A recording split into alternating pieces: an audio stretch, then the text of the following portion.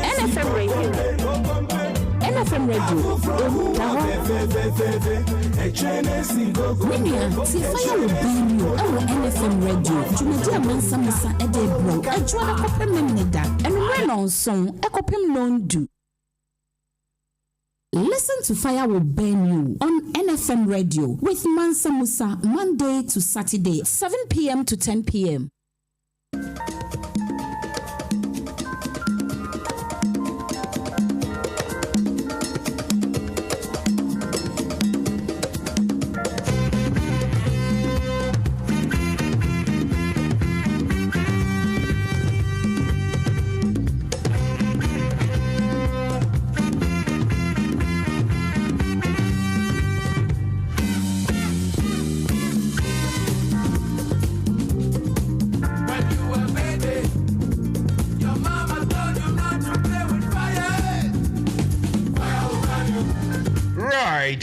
Right. When you were a baby, your mama did tell you not to play with fire, didn't she? Anyway, you are welcome to the show, Mansa Musa. Another beautiful Tuesday night here in London.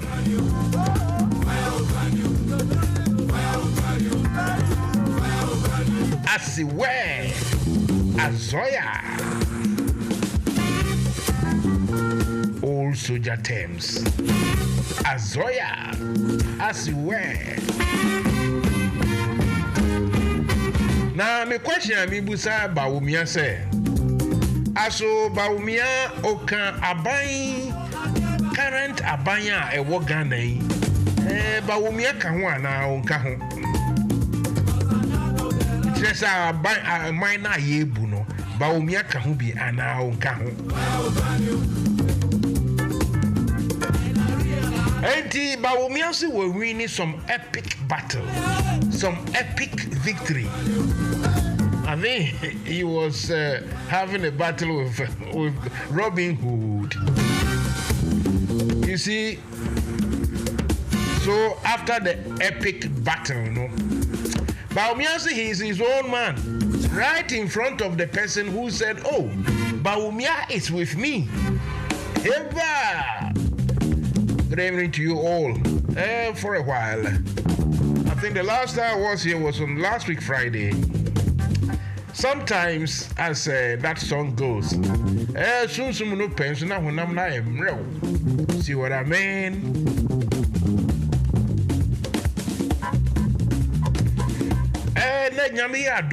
Everything God willing and everything going nicely. We'll have some stalwarts, some big groups, some big top groups of people to discuss matters with. But let me say the truth that, look, I didn't know that the devastation that has taken place in part of the Volta region, I didn't know the extent of how the whole place is being destroyed. Because when you look at the geography, you find that, some places which not exactly in line or within the, how do I say it, the main flow of the Volta River. All those places too are now completely flooded. Some places like Adan, which actually, Adan has rivers that forms parts, the tributary of the Volta.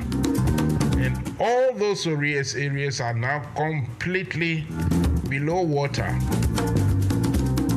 And already we've had the tragedy, the unfortunate incident of students losing their lives Because a hopeless government is in power. People who really don't think about the people they are governing.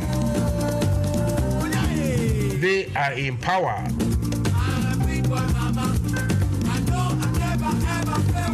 And so everyone else will have to suffer. Otherwise, if we have a proper government, how come that even secondary schools, government schools, have no water? So apparently what happened was that these school children, these students, they left their schools to go fetch water in a river. And you see, when you see these rivers, the surface of the river look very smooth and calm. But the undercurrent, the down below, that's a danger.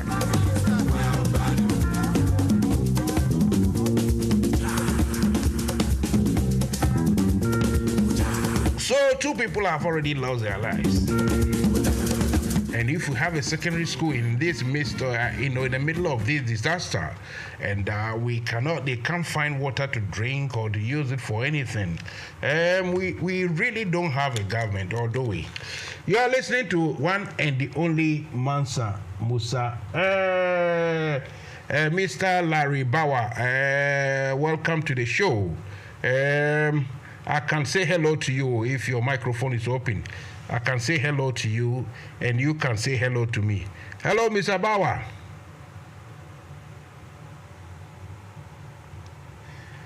Larry Bawa, can you hear me? I just want to test the microphone. Abdul Razak, can you hear me? The 2 of you, you are on, and I just want to test the microphones. That's why I'm trying to speak to you. So if you can just say hello to me, I'll be very happy indeed. Right. Good evening. Oh, good evening. Now I can hear you, Mr. Abdul. I can also hear you. I can also hear you loud and clear. Oh, okay, Mr. Bawa, can you hear me? Hello, Ma. Yes, I can hear you. Yes. I can hear you loud and clear. Can you hear me? Yeah, I can hear you loud and clear as well. This is the first time I'm seeing Larry here. Where are you speaking from, Larry? London. Okay. Larry, stay there for me. We are going to do a lot of talking tonight. Like I said, if all goes well, the MP for the Adan constituency, Madam Honorable Comfort Doyo Gansa, will come and discuss stuff with us. In fact, this morning I watched a video or the clip, the live discussion on Onya TV with Captain Smart. And well, I know the woman is frustrated, but I didn't like the way she was begging. But then again, I've come to understand that's the way we do our things. We are always begging, So those of us who live in Europe and elsewhere, we've come to learn that you don't beg your government for them to do the right thing. You actually tell them, ask and demand, and if they don't do, you vote them out. But over there in Africa, you vote for politicians, and instead of them coming to serve you, you have to rather be serving them. So it's all have to beg. But we'll see if we can get that woman here. Then also, Mr. Setekpe, the former finance minister under Mahama, he's in U.S. as we speak. About 8 o'clock, it will be roughly about 3 p.m. where he is, and he said he will find time to come and discuss issues pertaining to the economic, the lack of funds and everything in the system. He says that Mahama and his group, for the sake of being able to tackle future emergencies, they brought about the ESLA and all those buffers, money, as they say, money's for the rainy day. According to Mr. Tekpe, he said, this government has squandered everything and there's nothing. So it's like anything that happens, the money has to be borrowed. If you don't get the borrowed, then you have to be printed. The governance has completely been misplaced. It's completely out of skelter. But whom am I to say? Who are you to say, to tell them? They still, if I read a story by one Mr. Mesa Thompson of ASIPA, and what he said made sense. He said, look, it's an insult for NPP to bring BAWUMIA. As these people, is it that they are doing on purpose, or they really don't know that they have messed up and people know they have messed up? I don't get it, but like they say, whom am I? So, gentlemen, let's wait for others to join. I will put in a sharp music while I try to share the links and also contact the MP. Make her aware that we are ready to receive her. So, those of you joining me, just stay there with me. If we start the program proper and you bring your live pictures, I can transpose it onto the main media stream, so you will be captured, especially if you are sitting where there's light and we can see your face properly. You can see your face looking beautiful and handsome like me. Then I will transpose onto Facebook and YouTube. Whilst we are talking, it will be trending, or it will be actually be streaming onto there. But when everyone is gone dark and no pictures, then it's not nice to put it on YouTube or anything. But we'll get there when we get there. So for now, let's go for a quick music whilst I try to share links and invite people. Sydney Discotheque, verano del 79. Con la mejor música del mundo, del mundo, del mundo, del mundo, del mundo, del mundo. Oye, oye,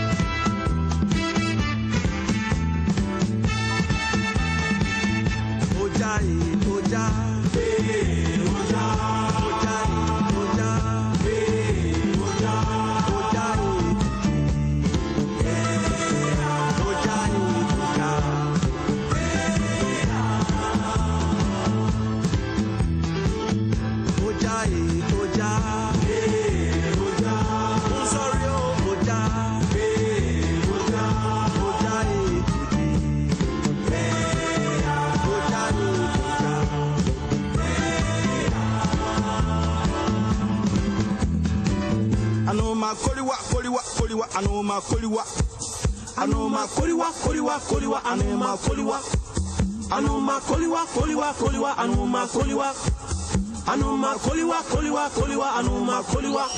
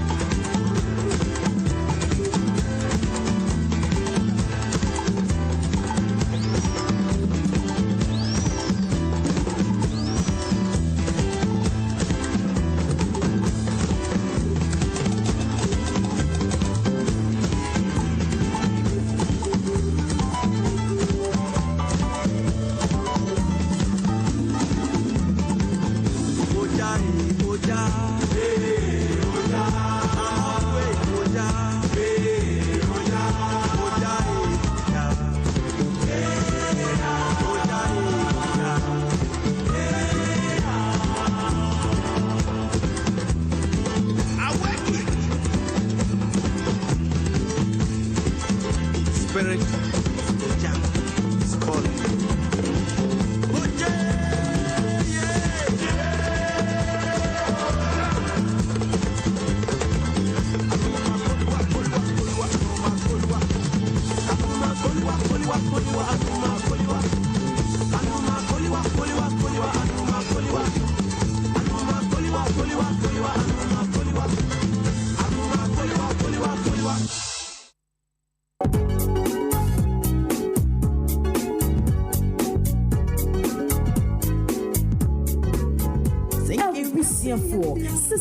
Yenam top connect so emani sika de bagana if we asia fana nyina yenchia kapre ane aye free top connect amasika mani ayem rekra ye wohia ne se wo be download with top connect app no e Play Store de ama wo Android phone and so we use iPhone so or Apple Store na download the top connect aye simple kra top connect wa manda radio num so wo Europe North America and Asia wo mane wo dofu sika fa top connect so aye ntem na emre na mawa hoto so sese die sika manwe di foforo kra any top connect so we yan chechemu bia for top connect our +442 081 6155 and a +442 081 761 600 +447 882 950 088 and nasa hwehwe top connect our befontin tafidie nyina so top connect for sika mane wa dofo sunjemu a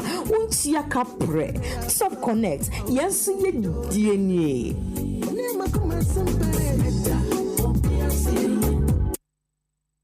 Right, Mansa Musa, I am still here. It is 1954, and I'm not talking about the year. I'm talking about time. So it is 7:54. Let's take another sound bite. We will be back to continue. Cecilia Bonadapa, well done. Well done. I thought you were a woman and a mother who had compassion. They said, give a position to a woman and she'll do far better than a man. But these days, what do we see? It's sad. It's disheartening. Year in, year out, flood affects people in Accra. The Odo River gets flooded. Lives are destroyed. Properties are destroyed.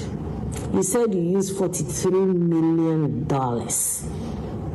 to clean the Odo River. Have you seen what $43 million could do in Dubai, or in Europe, or in America? Shame unto you. It's so sad. It's so disheartening.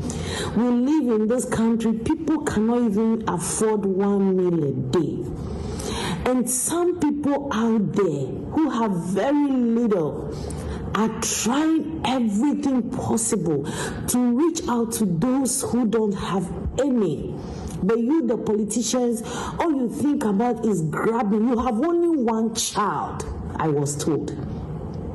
You have only one child and you are grabbing all these properties for only one child. How about those kids in our front plains, those kids at the north, those kids in the Volta region somewhere, those kids in remote villages in Ashanti region, in Central region, in every part of Ghana? Look, there was a kid I met in Sogakope.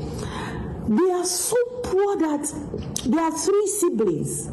Every morning, their meal is yesterday banku with raw pepper, no tomatoes, just pepper and salt, with no fish.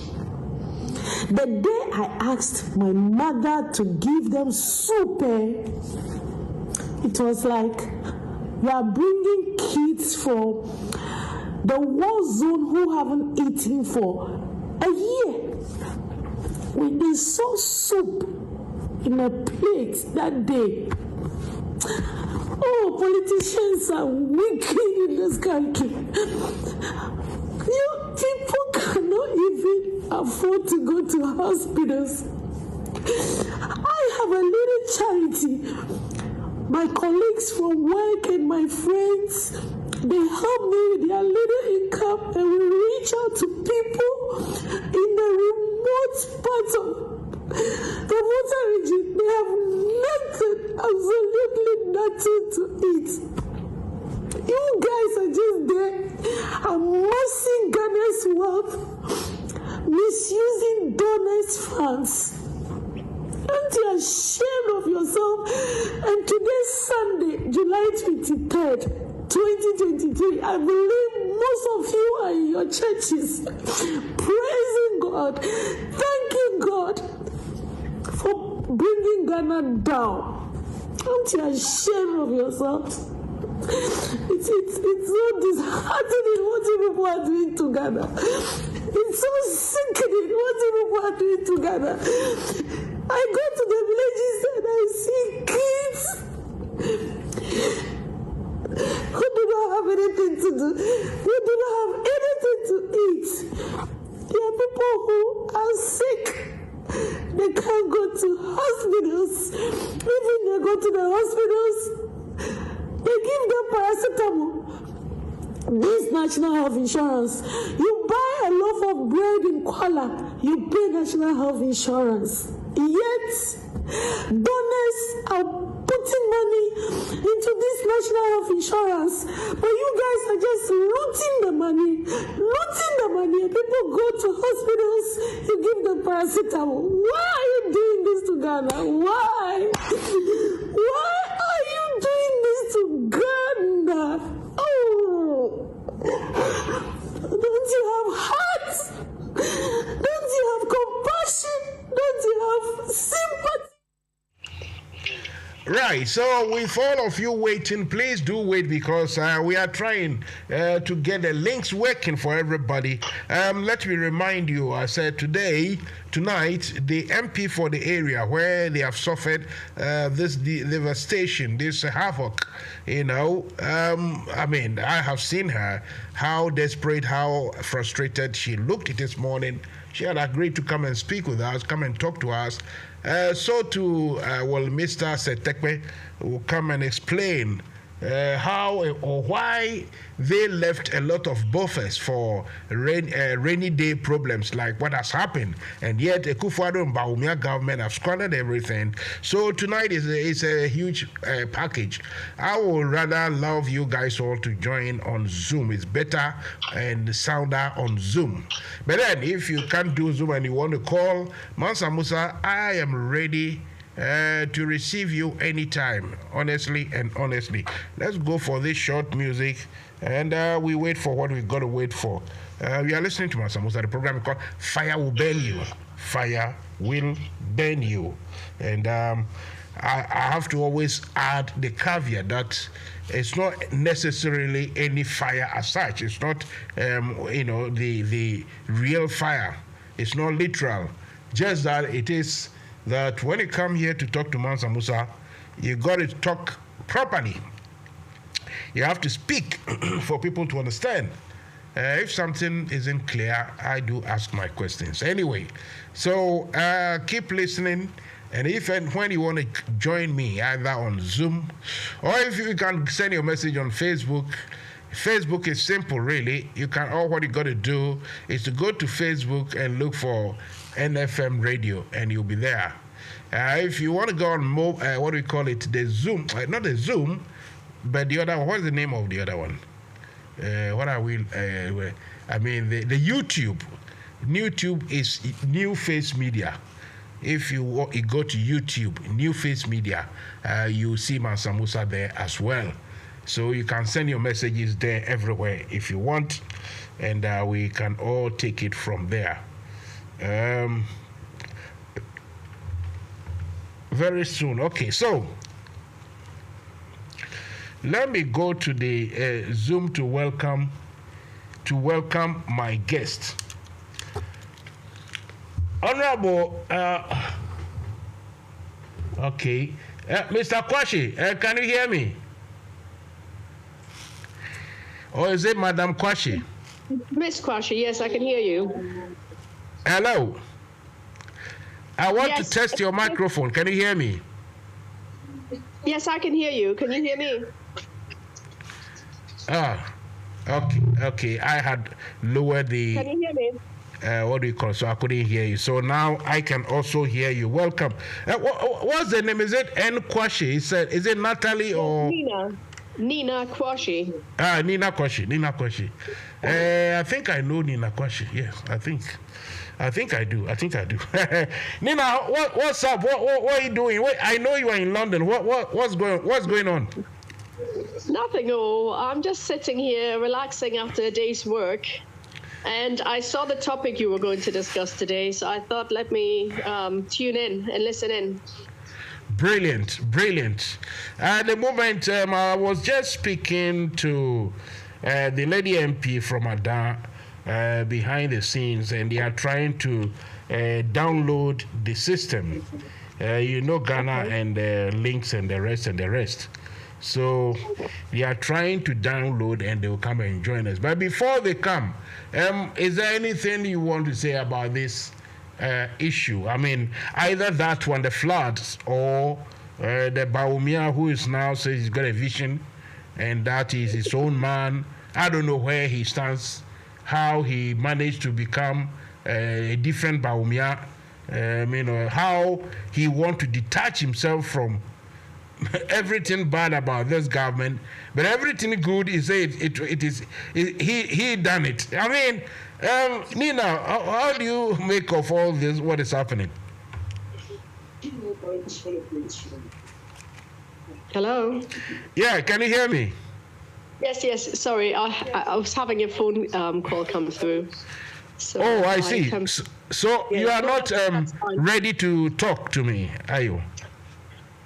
You know what? Let me dial back. Sorry, there's somebody trying to get through to me. I'll log back in. No problem at all. No problem. Larry, can we have a chat then, Larry? If you can hear me, Larry. Hello, Master Musa. Yes, Larry. So tell me something. What's going on?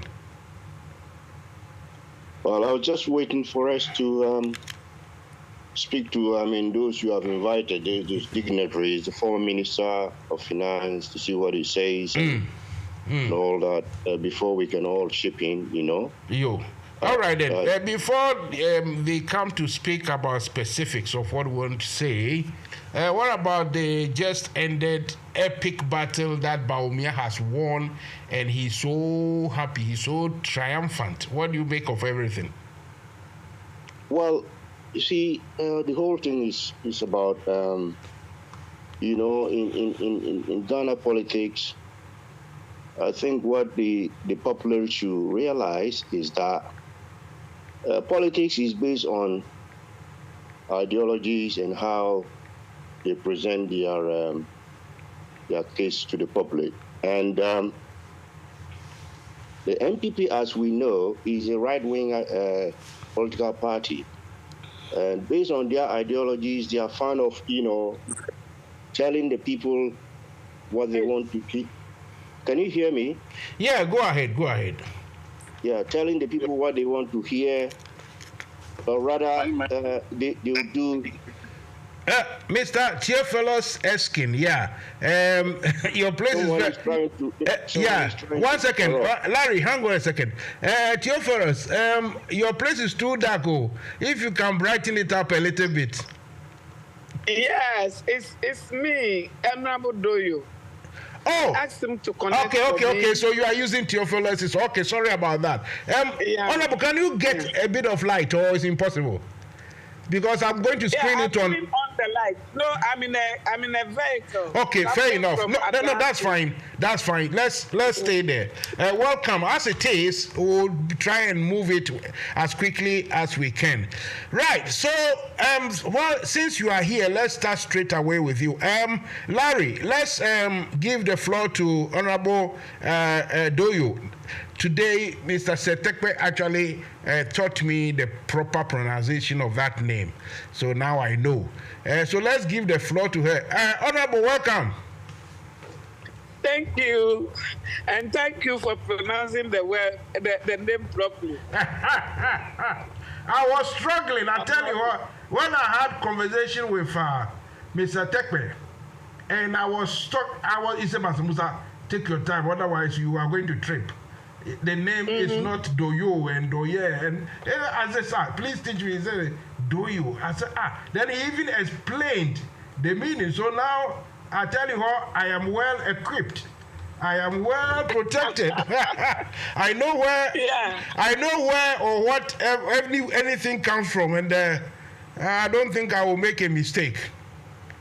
Yeah, and the male part is do. So when you hear do ajahu, is this the female part is the doyo. I see. Right, Honorable Doyo Gansa, welcome once again. Before we go into the general aspect of things, the flooding and the rest, can you tell us the story about the two young students who have lost their lives, apparently trying to go fetch water from fast-moving river that when you look at the surface you think is calm, but the undercurrent is very dangerous. Can you tell us what really did happen, please? Thank you. First of all, I would like to say hello to our cherished listeners and viewers. What I would say is, for the past 2-3 weeks, we have not had our peace in Adan constituency, because then the spirit from maybe on other places landed in Adan. It wasn't easy at all. Over 300 houses has collapsed in my constituency. So Saturday, I went round with the deputy clerk to Parliament to inspect some of the victims, the houses. Then on our way coming, that's Saturday, I realized that a lot of children at the river bank. And I asked myself, who are those? They said, Adan Senior High. I said, oh, why? These children, no, it's too dangerous. Then somebody said that, oh, they are there with their teacher. Teacher is monitoring them, so they are okay. And I said, okay, fine, but I'm still not happy they are there fetching water to go and use in the school. My brother, Ghana Water and Sewage have locked their place, and we don't have any water. We don't have water supply to any of the communities in Adan. The whole Adan have been shut down, and we are short of water, and these children need to come out from their dormitories to come and fetch water for themselves. Some of them have never seen such water before, so they might think it's a swimming pool or something they can easily swim. So through that, they sneak to the other end to go and swim. So the question I'm asking is, if you lock the water and you send the water tankers to the schools, would these children come out of their dormitories that they are going to fetch water for others to go to the other end and fell into this water? We are just pleading that Adan, we need water. If water and sewage is not ready to open the taps now, all government need to do is to send tankers to these schools, to the people in the community, so that we can also enjoy potable water. But for the past 2 weeks, it wasn't easy at all. And the flood victims, 19 communities, over 300 houses have collapsed. Now, you ask yourself, how are they surviving? People should come to our aid. We are pleading for people to come to our aid. We will need mattresses to give to these victims. some of them have their wives, their children, 9 people in the house, and it has collapsed.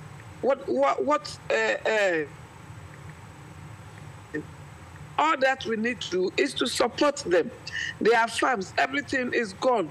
The fishermen, they couldn't, the canoes, you have no choice than to leave it at the riverbank. A lot of the canoes have been washed into the sea. Their net is gone. Their farms is full of water, and there is no hope. We are now putting pieces together. So we are just pleading that people should run to our aid.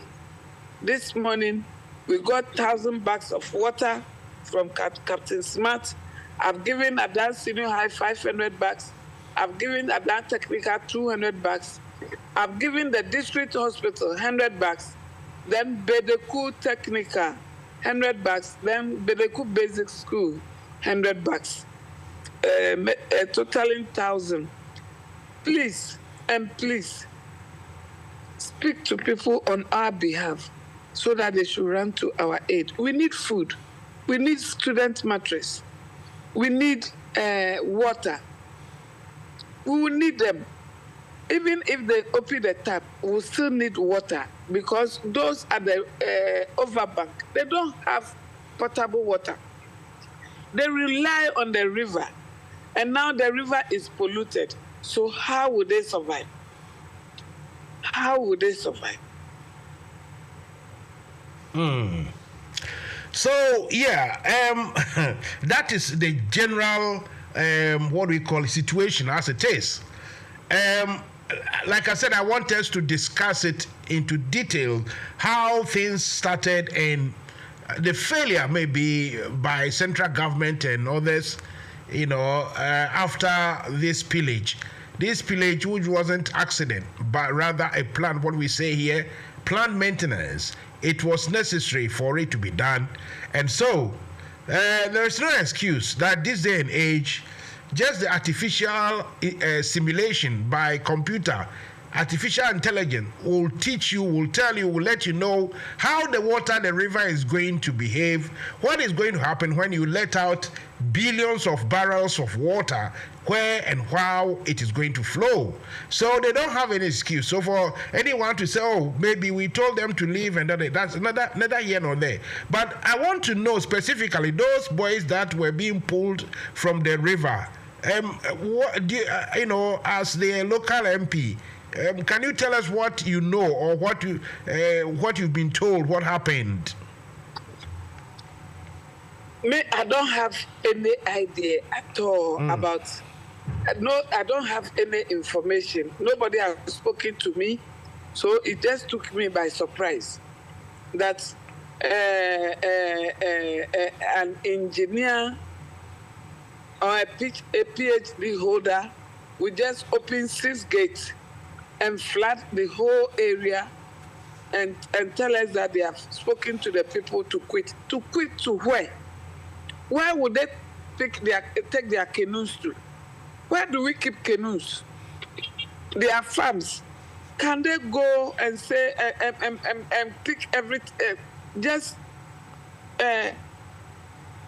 Hello. Yes, we can hear you. We can hear you. Can they just go to the farms and start harvesting while it is not yet time to harvest? Can they carry their nets in the water? They always fish them in the water to catch fish. Can they carry them to another place that they are going to open the dam? And how did you explain it to them? Because they every year they open this dam, but they open it in a wise way. You see, so did you inform them that this time it will be 10 times what we have been seeing? Did you say it that way to them to understand? These are local people. So did you speak the English to their level, or you came and you started speaking your PhD English, which they don't even they don't even understand what you are saying? So I just don't get it. I just don't get it.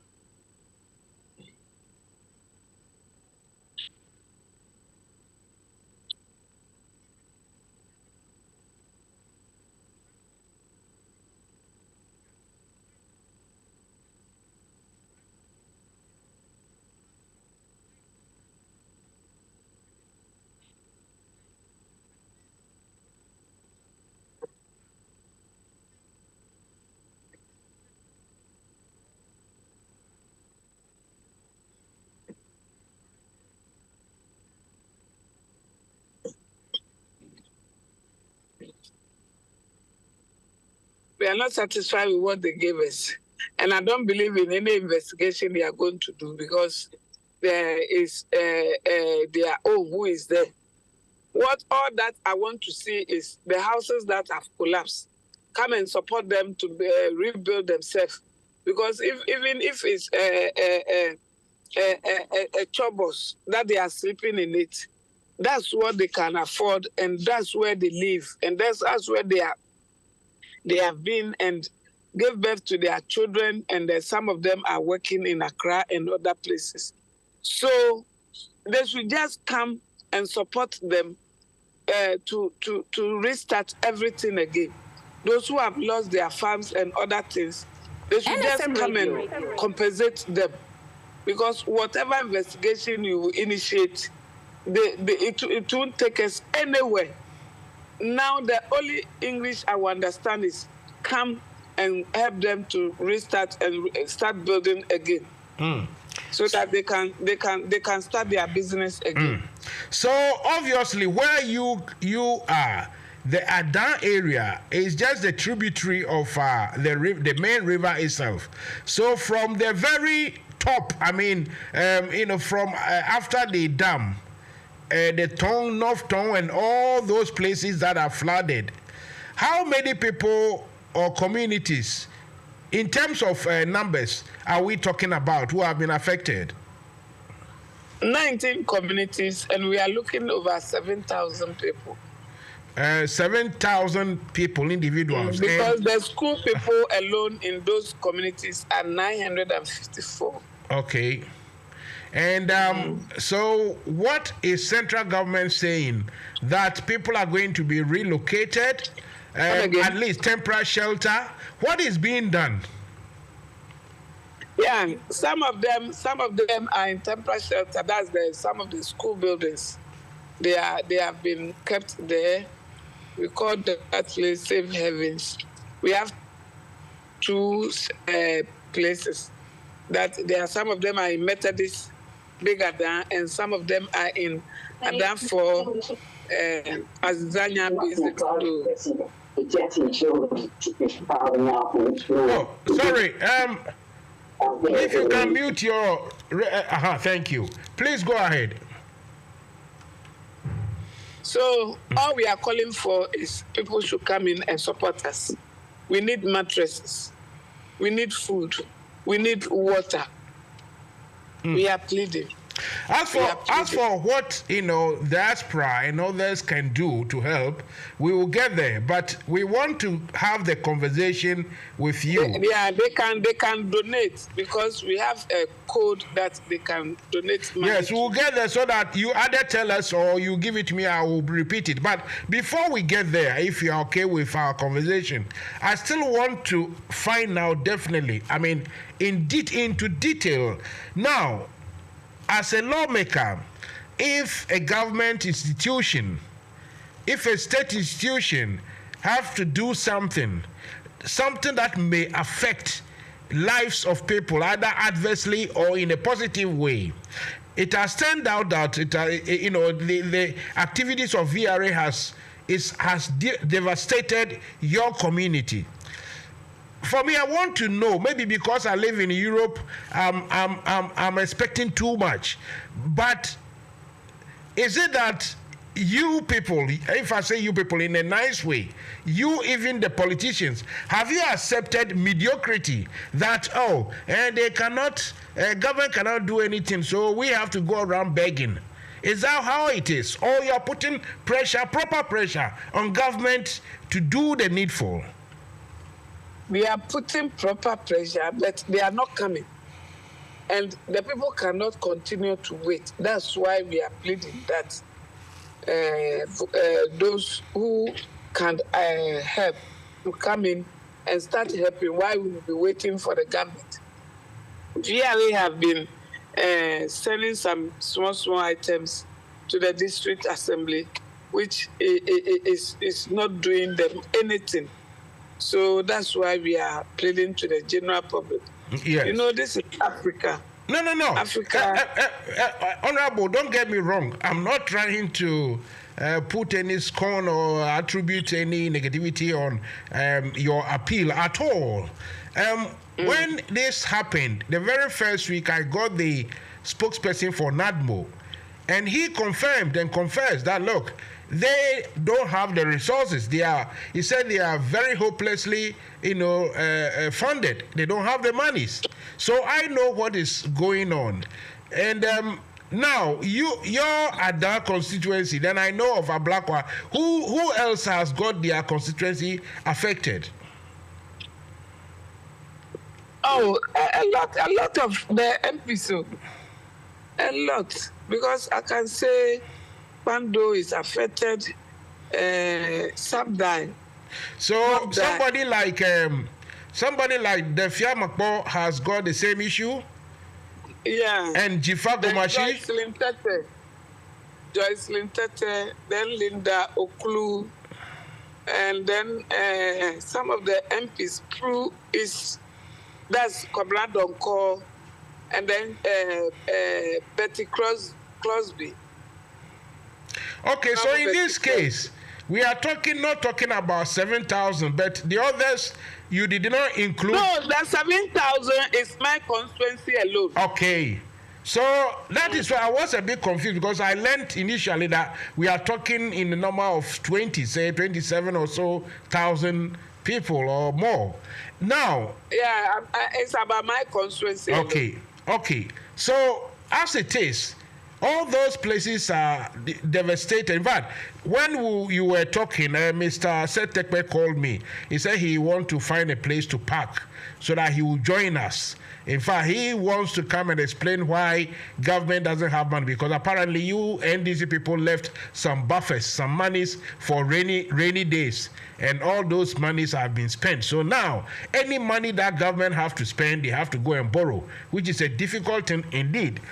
Those of you with us on Zoom, if you can raise your hand, because Honorable is actually traveling. I don't know if he can even wait for Setekpe to join us. I don't know. But if you want to ask anything, usually I have long questions to ask. But tonight, those of you, Larry and Nina, if you want to ask a question, please come unmute your microphone and either a contribution, a question, or if there's a way you can advise on how from here we should, we can contribute or we can help, whatever it is. Those of you who came earlier on and left, kindly, if you are listening on the radio, on Facebook or YouTube, come back either through on the phone or on Zoom, and let's be hearing you. Larry, do you have anything to say? Yes, all I can say is it's rather sad to hear that, there are no resources, no funds from here and there, in terms of this tragedy. I think we're doing something on the NDC UK Ireland chapter, trying to raise some funds. I believe the executives will eventually, it's still ongoing, sending some what we have been able to raise for the Volta tragedy. But as I said, it's sad because this should be the current government's responsibility. And if they're saying they cannot do this? Why in the first place did they take, power? Because the government is responsible to provide the necessary resources and to support these vulnerable people who have been affected, So I'm trying to say that this is a failure which has to be assigned to this current government. And come 2024, they should be voted out. Because they have failed Ghanaians.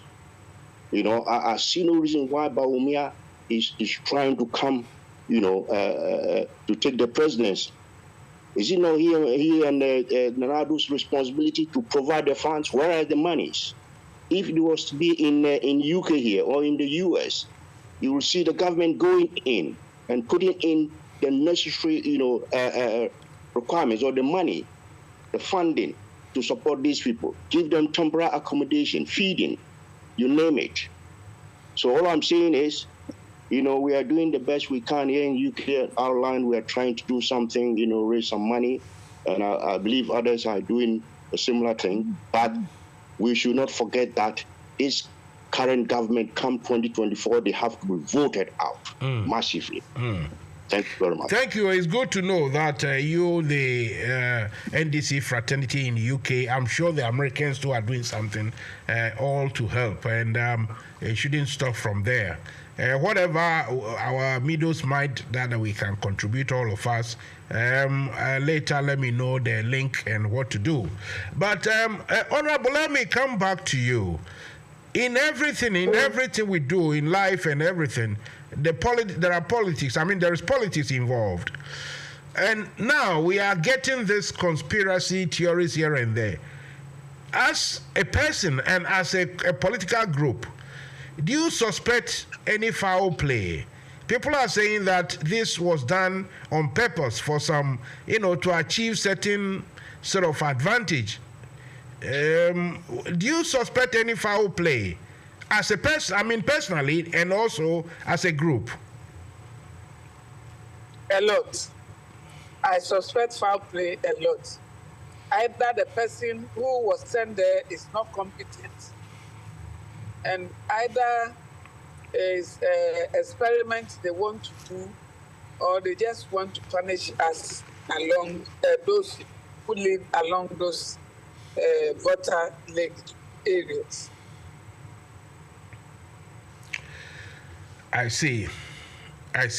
So, as it goes, you as the NDC, as a group, you suspect something isn't clear about what has happened, and what if your suspicion is viable, if it's true, as they say in street language, and so what?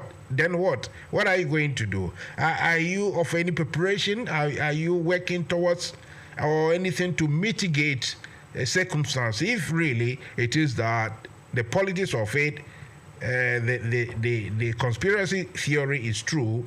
What your group? What are you planning, or what are your plans? What are you to do? I'm still talking to my lawyer. So when we NFM get there, we Radio. cross the bridge. Okay, yeah, so that is the legal part of it, which most of us will surely support, that people don't think things have been done properly and everything. But the politics of it is what I'm talking about. Your group, is there any way, have you decided that you are, how are you going to mitigate a situation if it is true that this was done purposely to destabilize a particular area? Then what are you guys going, because you still have to compete in the election and everything. Are you prepared for that? Are you ready if this is what they've done to you guys?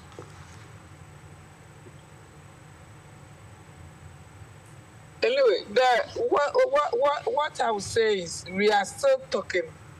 The MPs in those areas, we are still looking at what moves and what steps to take. So let us finish with those meetings and see what next.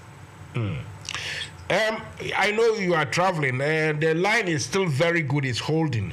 If you are not physically tired, let's plot, because I would have loved Mr. Setekpe to join us whilst we are still here. let's get into politics a bit more. Firstly, are you surprised that things of this nature, I mean, something like this happens here in Europe? Wherever the president is, they will fly back quickly to come and, just their presence and everything. Of course, they can't stop the water, but, it shows that they care, they are concerned or something. The president didn't, still continue with whatever he was doing elsewhere in Abuja. Then the vice too also continued campaigning. What do you make of that attitude, that no-show?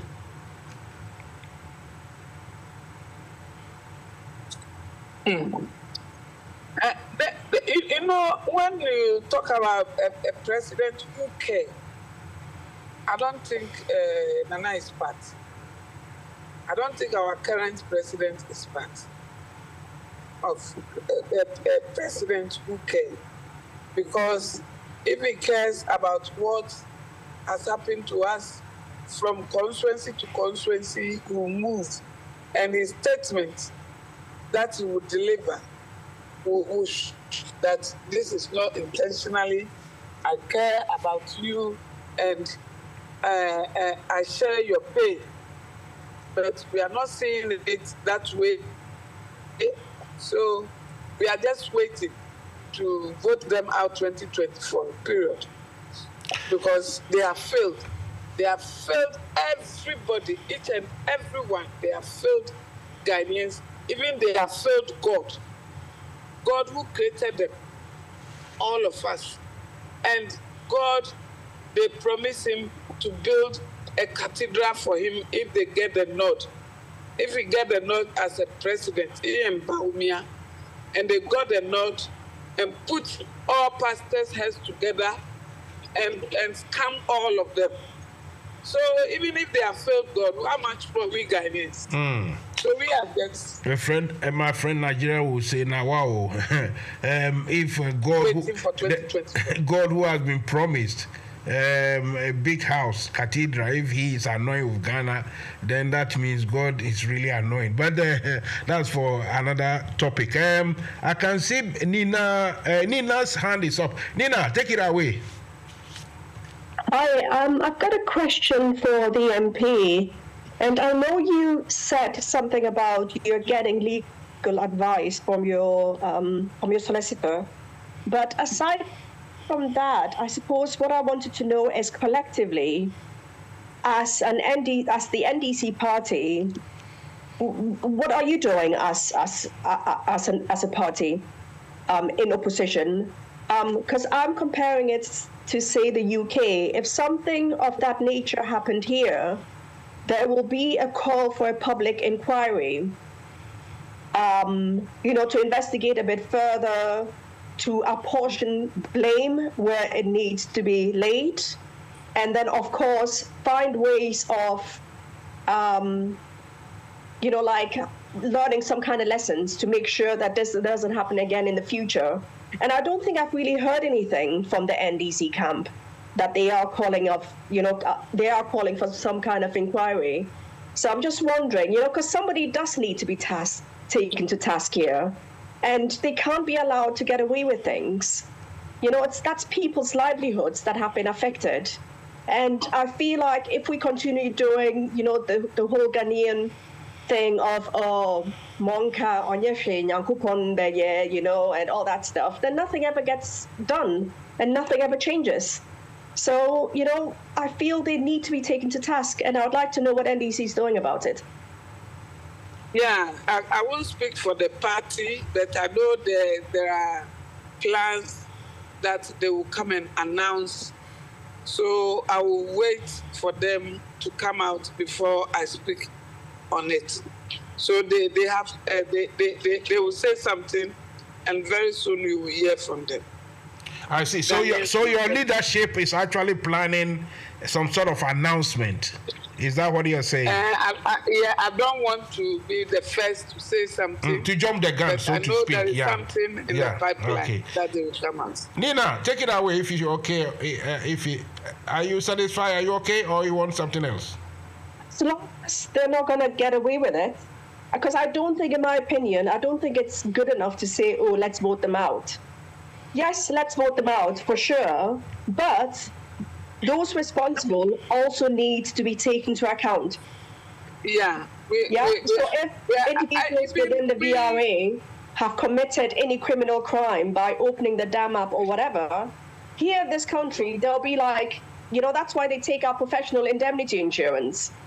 I'm an engineer. If I do anything wrong in my calculations, that, for instance, results in a bridge collapsing and people dying, that's it. I lose my engineering license.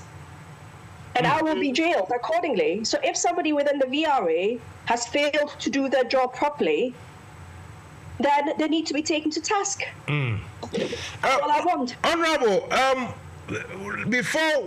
we shouldn't forget that. I think I heard the Speaker of Parliament have suggested or has directed that there should be parliamentary inquiry. So that one, I think you are aware. What will that result? I mean, what will that bring? The committee will start sitting on it soon, and they will invite the affected MPs to the committee, and then we'll see what will come out of it. So the Speaker has taken that bold steps already, which we applaud him for that, and we know he's going to work hard to make sure we call the VRA to order, while the party to have its own plan that we are waiting for to hear from them. I think we are good to go.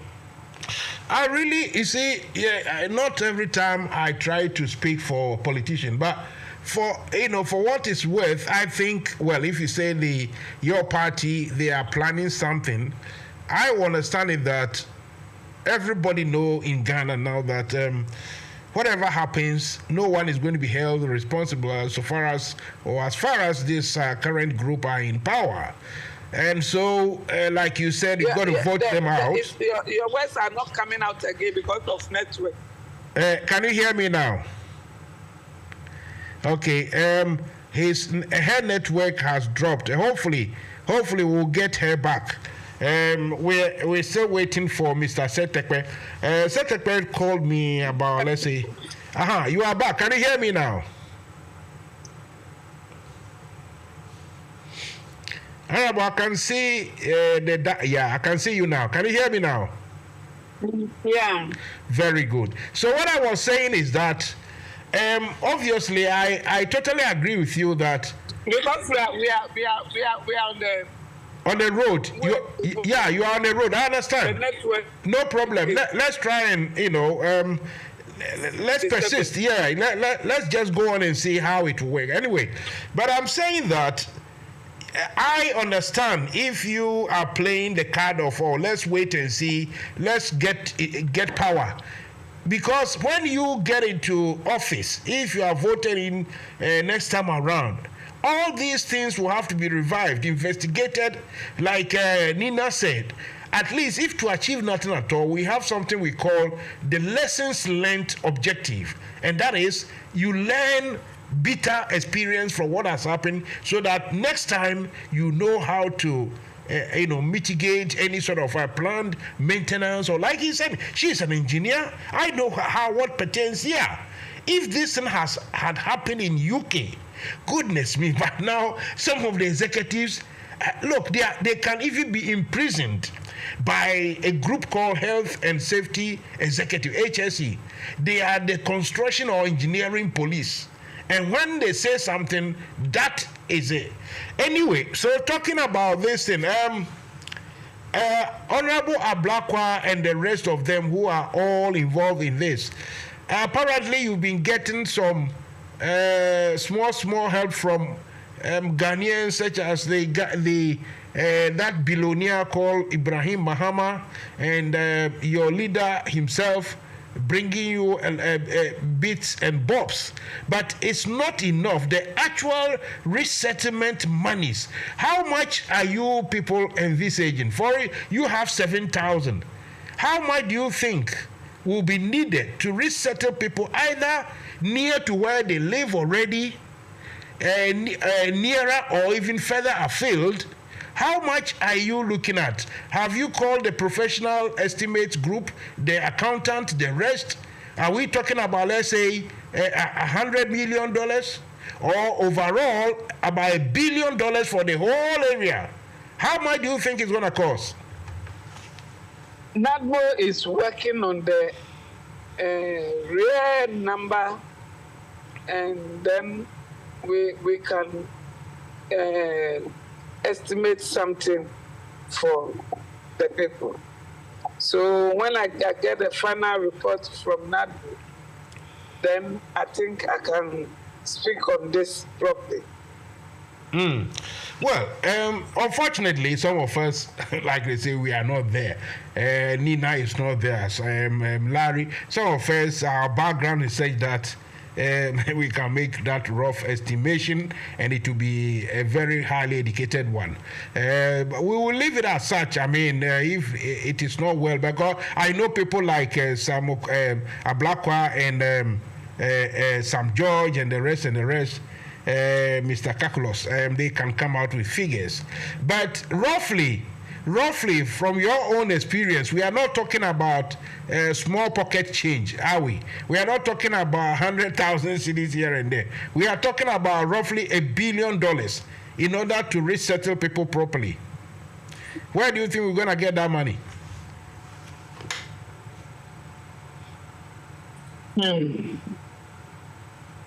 That's what I can't tell. I don't know where they are going to get that money, but it's a must. It's money that they have to spend on the people. When you get power, Nina's hand is up, but before she comes, when you get into power, you get into office, it's going to be a government debt. Can I suggest that, like the Nigerians have done recently, if half of the money which is suspected to have been embezzled or have been taken or to have been, acquired by these people in office, if you get half of that money, I think it will go a long way to support whatever effort you will have to put in. Or isn't it? Yeah. So okay, you are Nina. Take it away. Hi.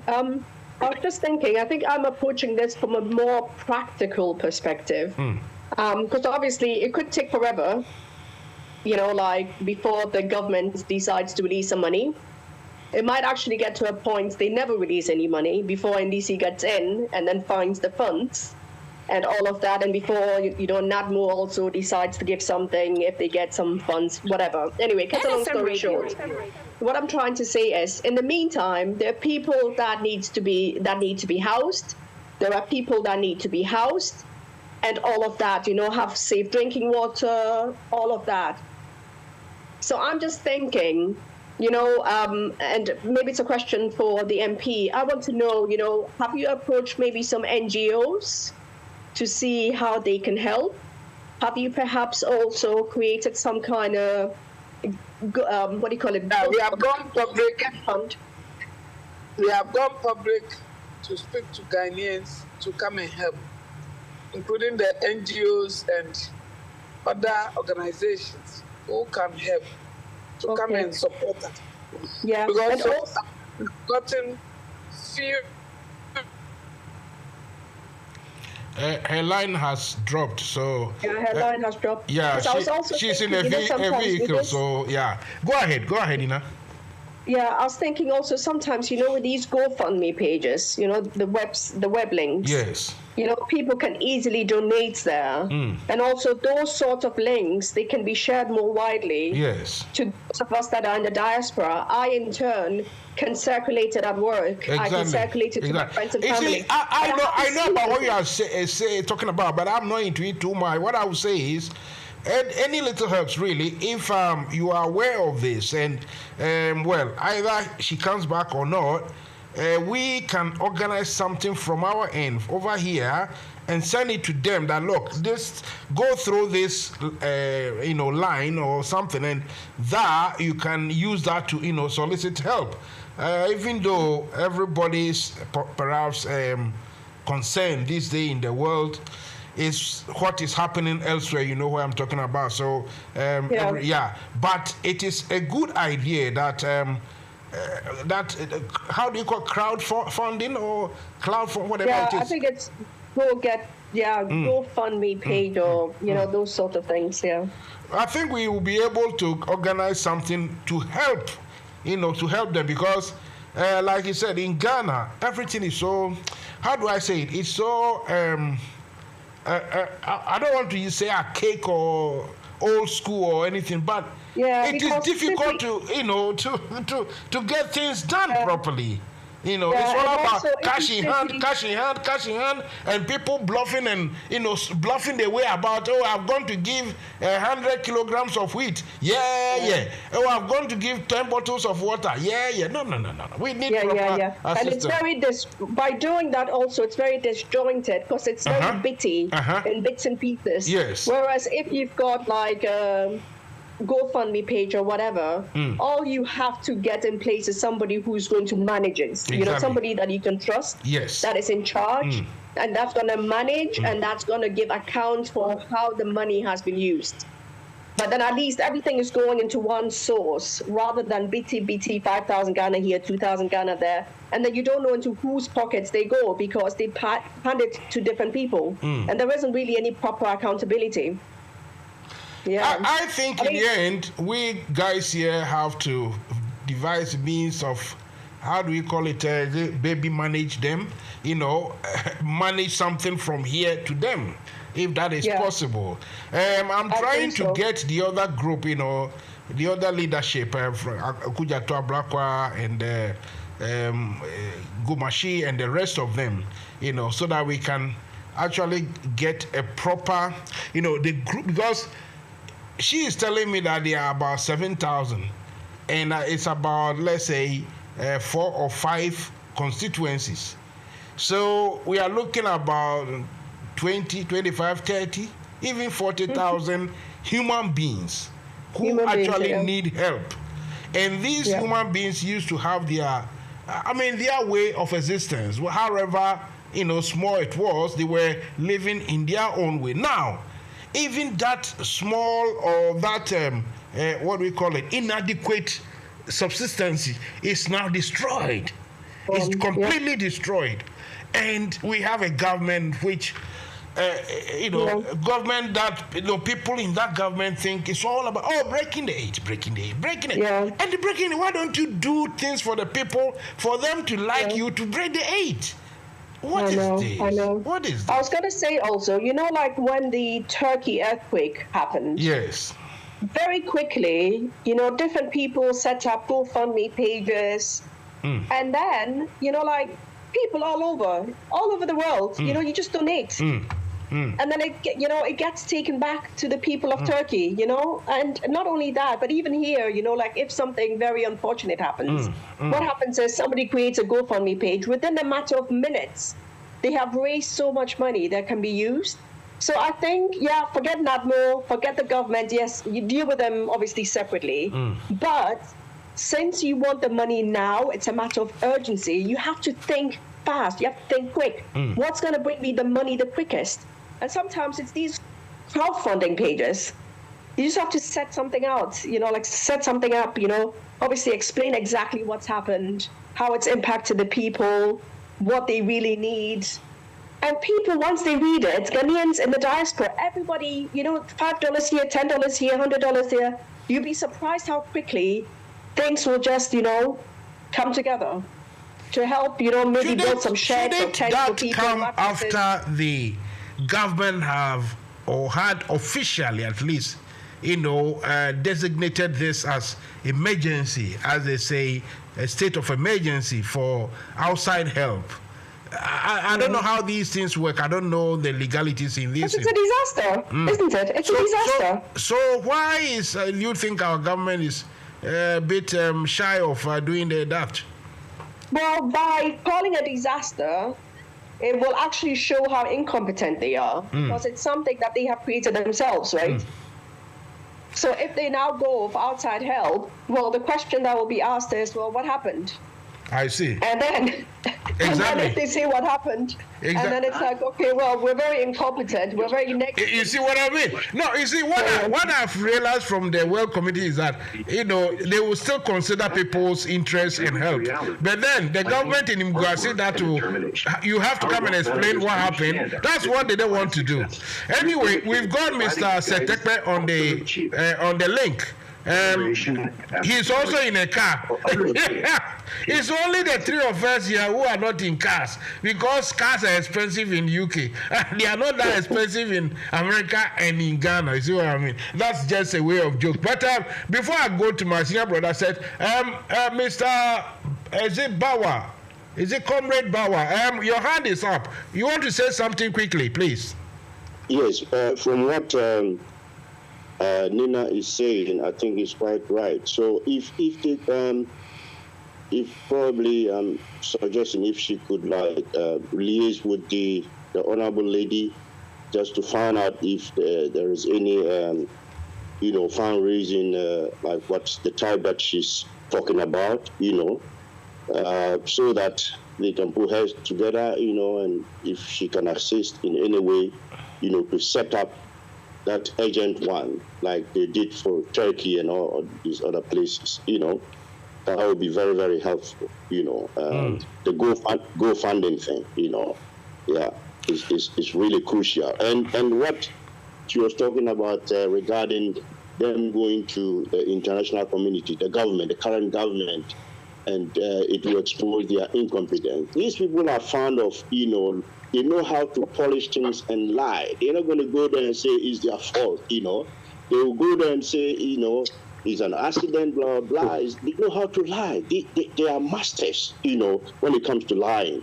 You look at BAWUMIA, he can polish things, but indirectly, all what he's saying is full of lies. You see? So that is the type of, people we are dealing with in this government. All right. Know how to lie. All right. Yeah, thank you very much. Listen, continue listening, continue with those of you send, okay, I'll read the messages. Mr. Setekpe, former finance minister with the NDC Mahama Group. Welcome to the show. Before we talk about what you want to talk about, finance and the rest, let me ask you, you are in America as well. Do you think the MP, her line dropped, so hopefully we'll get her back. But from what we've heard from her, the attempt or the strategy to get help, to solicit help from outside, from NGOs and the rest, we don't see it as very effective. There is this Go crowdfunding or fund me from outside. What do you think can be done before we go into the finance, politics, and economics in Ghana? What do you think can be done to help the affected areas quickly as possible? Well, thank you very much, and good evening to listeners and viewers. In some instances, yes, I'm on the road. But given the time, I thought I should stop, and join you before I get, home. Let me tackle this from two perspectives. Crises or calamities, as we see today, do happen all the time.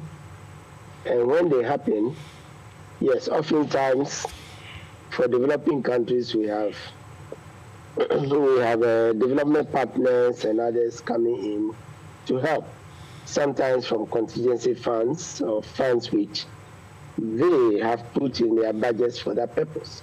When there's a crisis in the U.S., it's going to help. Of course, usually they would have had some reserves, and it's only when it is getting worse that they either go and borrow or they have to raise taxes. In essence, what we must also appreciate is that, as we are fond of saying, heaven helps those who help themselves. So in our own modest way, how can we also put structures in place so that when we have such difficulties, before we fall on others, they would have seen that we are making excuse me, we are making the effort excuse me, we are making the effort ourselves, and then they will then put in probably in the context of our developing country status and say this calamity is beyond what Ghana can do by itself, what Africa can do by itself. Why am I saying this? This is one of the realizations in development economics, development finance, however you look at it. And it came to a head between, and even it applies to the advanced countries, but this came to a head between the global financial crisis and the COVID. And let me give an example which some of your listeners would have heard me say. During the global financial crisis, which went global, just like COVID, the advanced countries, some of the advanced countries, in Europe, you know them as the PIGS at the time, Portugal, Ireland, Greece, and Spain, were so hit that even for the EU to come to their aid, they were requested to go to the IMF first, just like we developing countries rush to the IMF when we are in distress. They did go to the IMF. I followed it keenly. Many people followed it keenly. What we know that they did not wait for 3 years to pay back the money and get out of the IMF program because of the shame of it. That has developed economies. They did not run affairs as effectively as possible, and they had to go, to the fund. That should remind us that the IMF and the World Bank were established after the World War, to bring back the broken economies, of the advanced countries. Most of those fights were in Europe. That's why you call it the International Bank for Reconstruction and Development. That's the real name of the World Bank. Now they call the World Bank, and the IDA, which is the lending instrument, serves with developing countries. I'm going to this extent to show that some countries which once upon a time were developing countries and were developing depending on these institutions, particularly when they have resources at their disposal. The Middle East is an example. China is another example. Or many of what we call the BRICS and emerging economies. They started putting structures in place so that they don't have to please. Community. Yeah. 1 second. Ambrose, thank you. Seth, let's go. So that they don't have to be running to the international community at the drop of a hat, as they say. So when COVID came, these countries did not go back to the IMF. Many of us developing countries went back to the IMF. Now, the import of what I have to say is that the framers of our constitution, mind you, many of them who wrote the economic part of the constitution, were involved in the management of the economy once upon a time. Some of them are still alive, some are in parliament, I know many of them. And they put in Chapter 13 a number of things that we have to do. And one of them is to establish a contingency fund. What in many countries today they call buffers, budget buffers. So that when times are good, you save. And when times are bad, then you fall on your savings. I believe that this applies to even families. When you get a raise, when you get a bonus, or when you do part-time, you put part of the money aside, especially the windfalls, because the child will be sick, because you yourself will fall sick, because there will be some calamity one way or the other. So we're required to set up the contingency fund. Granted that the budget was so tight that we couldn't meet this commitment. When we discovered oil, we said, let us create a stabilization fund because oil is new to the budget. Oil is not in your budget already, right? Just like the bonus is not part of your routine budget. Sure. You never know whether your firm will perform so you get a bonus or not. Most of the time you work towards it. So we started to address some of these deficiencies. So one, let me give 3 examples. Later we can talk about more. One is the stabilization fund. To stabilize, talking about flooding, right? And we're going borrowing. But what about the government that has the presence of mind to put the 215 million based on one oil field aside? Didn't it have needs? Didn't it have priorities? It did. The priority could be clothing. The priority could be good food and others. What you would normally call consumption, not investment. The second one was the fact that we kept borrowing and borrowing without a fund to repay. So we set up again the sinking fund. Again, this is in the Constitution. The contingency fund or stabilization fund is in the Constitution. It was never set up. Sinking fund is in the Constitution. Again, we said with new oil revenue, let us put some money aside so that we can be paying. We started modestly with one oil field. We were able to put aside $550 million, which we used to take off our first sovereign bond. That's a Kufuor bond. The President Kufuor's bond. We did not continue, and we kept borrowing, and we kept borrowing. So you see with these 2 examples that we didn't build the buffer well. In fact, the first time we took money from the contingency fund was during the Kwame Nkrumah, fire and flood disaster in 2015. It was a modest, I believe, 15 million Ghana cedis or so. You mean when there was a fire incident at the Kwame Nkrumah Circle?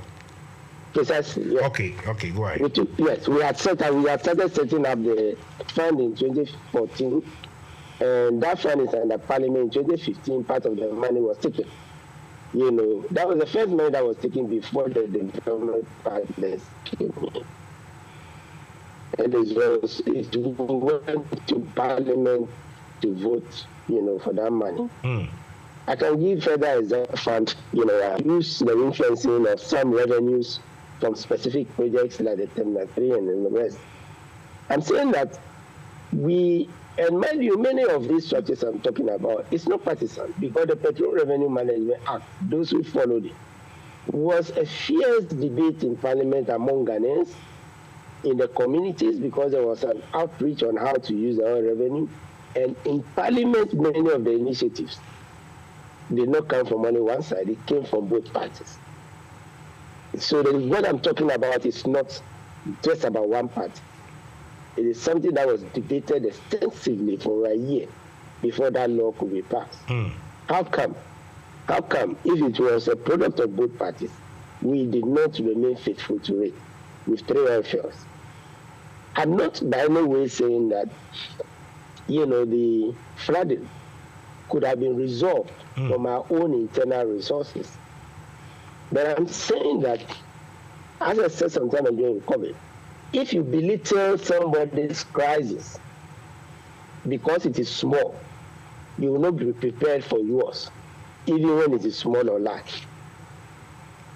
Okay? So we kept saying COVID has never happened. It has no precedent. But we forgot that at the time the global financial crisis came, the only worst global crisis was the Depression in the 1930s. In the 1930s, yeah. Yes, 1930s. Right?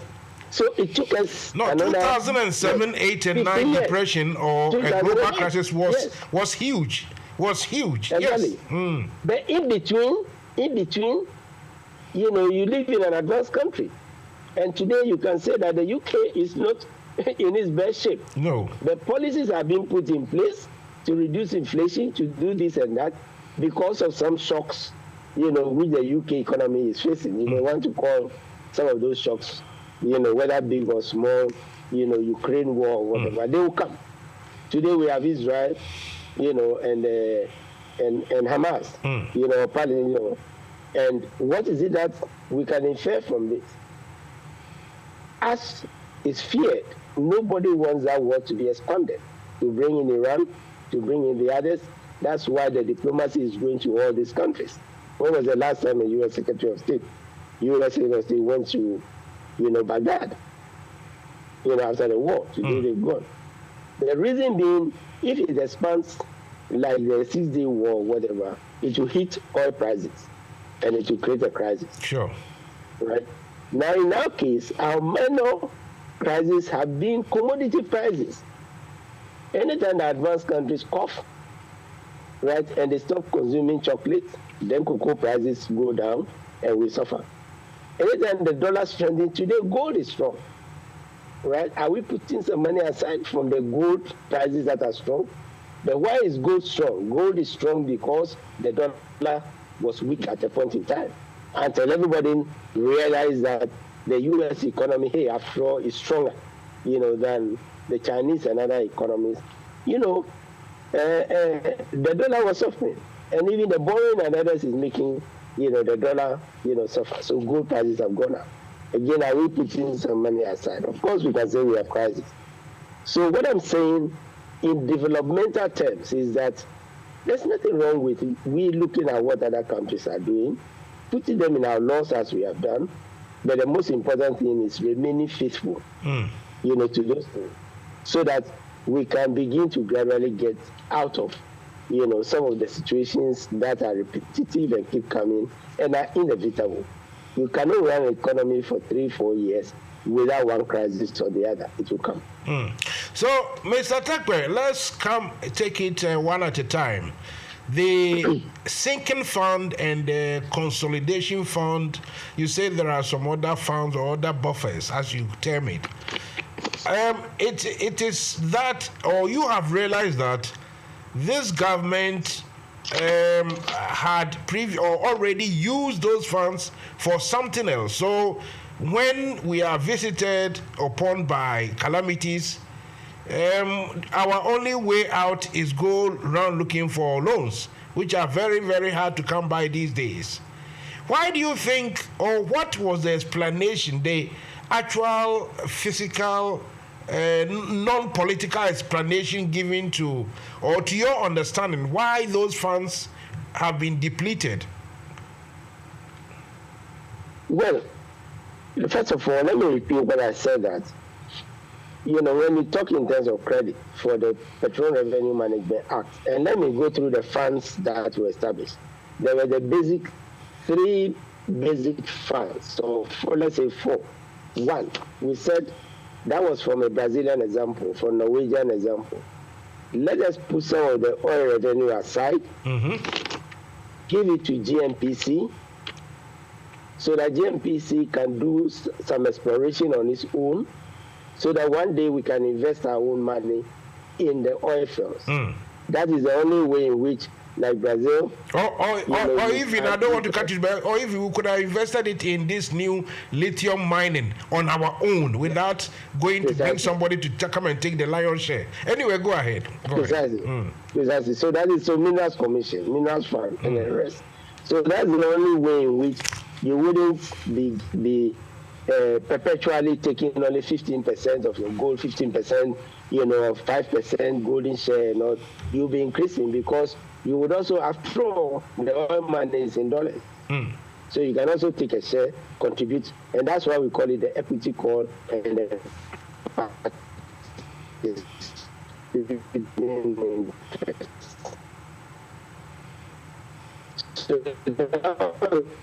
the first fund which Parliament have in the GMPC budget. I think we know the so, beats the Bush Stabilization Fund, which says that let us put, after we have catered for GMPC, let us put 21% of the oil revenue aside, 21%, and put it in a fund that we call stabilization. The name is obvious. Sure. To stabilize the economy. So that as we put it aside, when calamities strike, we can then go into it and use it to augment the budget. We can use it, we can spend because we have saved. That's the only way in which, when you have crisis, you will introduce 15 levies. Right? Because if you had put money aside from one oil field to 3 oil fields, much of the crisis for COVID, as we said, the stabilization fund, which was put aside previously, if one oil field give us $215 million US, in all probability, pro rata, 3 oil fields, even though they are producing more, let's just be prorated, would give you $750 million. That is just $250 million shy of what you went to the IMF to borrow at $1 billion. So we said that 21% will go to the stabilization fund. Then we said 9% will go into the heritage fund for future generations. That's why we call it the generational fund. And that money will be taken only, it will be reviewed after every 15 years, or it will be taken only when our oil depletes. Like the Jubilee was depleted until they found another nearby field and it boosted it. The largest, so 21 plus 9 is 30. So the largest 70% was to go into the budget. So you see, the budget has not been left out. The largest amount goes into the budget. Sure. So it's not like saying, let us put all the money aside, what do we do with the budget? So the budget takes 70%. But because much of our spending in the budget was going to consumption, right, was going to consumption, the law said, let us spend 70% of that 70, which is about 50% of the total, on only capital projects so that we can develop the economy, create jobs, and do other things. This is a law, right? So you see the thinking behind the whole thing. It is saying, one, we have difficulties in stabilizing the economy. 2, we are not saving enough for future generations. We are only passing on debt to them, because those who are going to grow by 2037 are going to be the ones who are paying part of the bonds, that have suffered a haircut. Their parents have suffered a haircut, and then they are going to pay the balance, themselves. We, the current generation, are going to live it. Sure. These were the things that were envisaged. Now, we went further and said, when the stabilization fund was going and increasing with one oil field, we said, let us put some of the money aside of the stabilization and use it to start paying down our debt. That's what I explained, the Kufuor bond and others. And then we also said, let us put a proportion aside. The ones who are taking from the stabilization how did you call, what did you call that particular one for the use for paying debt? What type? That's the sinking fund. Okay, so that is okay, thank you. And this were in the Constitution, 1992 Constitution, but we never activated it. So we said, let's activate it. And then the one which was to go for quickly when there is a crisis, more quickly than the because of the stabilization fund, you have to go to Parliament, you have to justify, you have to do everything. So the quickest fund that was established out of that was the contingency fund, not the consolidated fund. The consolidated fund is taking all government revenues, and the petroleum funds we are talking about are part of the consolidated fund. But the contingency fund, which is also in the Constitution, we established that also. And these were working, as I illustrated. So you see the thinking that went into this, from past administrators of the economy, past parliamentarians, and the rest, and we all committed to it. You ask why we were not faithful to it. I believe the simple answer is that we overpromised. We overpromised what we are capable of doing. The legacy. So, sir, I think let me get this answer from a layman's point of view. How to understand this? These funds that you are talking about, it was set up, kept for rainy day. Now, when the rainy day came, these funds were empty or are empty. My question is, what did they say they use it for? If you can make it much simpler, not the technical understanding. That's where I was going to. Oh. And I'm saying that during the campaign, we were over-promising the things that we are capable of doing. Right? Free SHS, very good. Both parties had their strategies. One said progressively, because we think that we cannot rush into it. Another one said it can be done. One district, one factory, all those promises. And this is why we have to watch our political promises as we go into another political season. So once the money was not enough, once the regular flow into the budget including the oil revenue that is going into the budget, was not enough, to meet these commitments. Because we wanted to meet our political commitments at all costs, we went in and raided, the monies that are for savings and the monies that are for rainy day. That's a simple answer. And when that was not enough, then we started borrowing. And remember that we had depleted the sinking fund, the one that was to help us as we continue to borrow. And so we just depleted that one as well. And so as we borrowed, we didn't have any money to repay.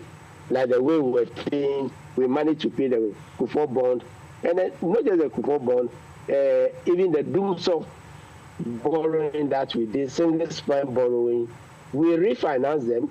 That is, we took some loan, stretched them out, and then said we shall use the oil revenue to pay them, unlike the past.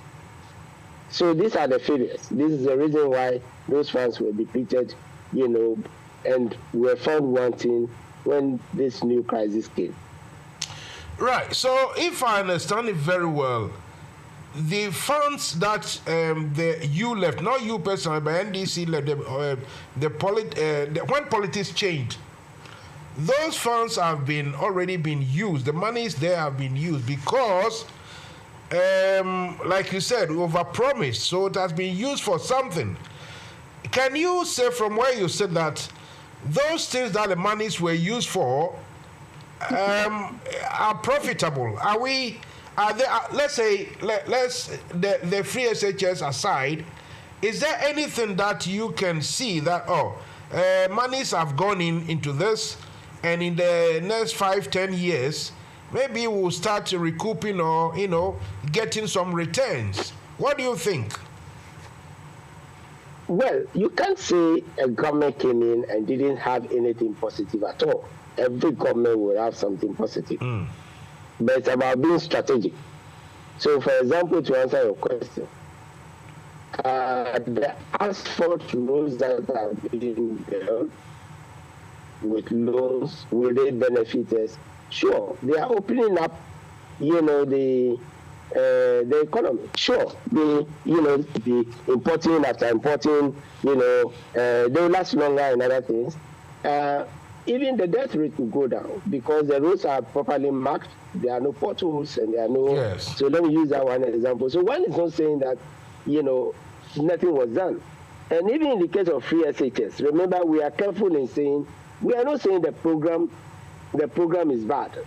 To quote the Constitution again, the Constitution says basic education should be free. Sure. That is what we used to call primary and middle. Yeah. Now is primary, basic, and JSS. Those should be free, right? But it says when it comes to secondary school, because of a large number of secondary schools, the commitment by the nations as much as possible. That's why one said progressively free, the other, said we can do it. From what resources? Okay, so that is the issue. So the issue is not a zero-sum game and saying, one did development, one did not do development. But development at what cost? Development which led to borrowing and default. Because remember, every government again borrows. Every government pushes the borrowing sometimes to the 60-65%, and then we have to try and do things to bring it down. Today we are at 100%. So that's what begs the question, whether, you could meet political promises and many other expenditures with only borrowing. It's impossible, especially if you don't have the wherewithal, to repay, right? To sacrifice and repay. Can we bring this, domestically? It's like saying we are putting money aside to build a house one day, right? We are putting money aside to take a mortgage one day, right? When you take a mortgage, you know that you pay a deposit. And so it's not the end of the story. Sure. There will be the interest that will come, and the remaining principal and interest that will come. Over 15 years, sometimes 30-year mortgage. Yes. It means that, probability, if you stay in the same place, for that 30 years, you would have retired at your age. Your son, if they are around, can decide, to stay there and continue paying the mortgage. If times are good, you pay the mortgage. right? Now, the point being made is that in as much as housing is 2 points, in as much as housing is important, one, you may not be able to achieve your dream of even, paying the deposit to buy your own house, sure, right? If the lease cannot be paid. So if you were putting the money aside and you don't stop, your old ways, where everything went into consumption, from sumptuous food on the table to drinks to whatever, you will never hit that deposit level. Would you? You wouldn't. On the other hand, even if you manage to save and you bought a house, let's put calamity aside, right? In normal times, if you had a job and whatever, and you are getting promotions, and you don't, enhance the value of the mortgage payments and the rest, you may find out that one day you cannot pay the mortgage and you'll be dispossessed. Yes, it's similar, something similar. It's just that, we are talking about the nation. So parallels are the same. Businesses go down for the same reason. They go and borrow. They cannot be for long. They are auctioning the property for the business and the rest. I mean, those of us in advanced country environment, these are the examples that we can give. Right? The fact that you have failed doesn't mean that nothing positive came out of the money that you borrowed. Probably you borrowed, you used the car only, you couldn't pay, and so it came, you were able to take your kids to school, probably for the period, and that was positive, they didn't have to struggle and the rest. Something positive definitely came, but you may end up leaving debt for the same children. Right? So we're saying that so let's say it is a proportionality. Yes. Okay. No. Finish your point. Finish your point. It is a proportionality in which we do things, and to know that our tax revenue, unless we want to overtax, is to be 17% of our output. Oh, please, CPAC. Close your microphone, CPAC. Kindly close. Thank you. Please go ahead. So unless we do things in proportion, knowing that this amount we have to commit, first for wages for workers, government workers, these amounts of interest and principal we have to pay for past loans, these amounts, we have to pay to run offices. Mind you, have not come to development yet. And after paying these three, this is the amount we need, for major infrastructure projects. That's the fourth, right? If you spend everything because you are borrowing on the first three or you are consuming, the first three, you will never do the fourth as efficiently as possible. I see.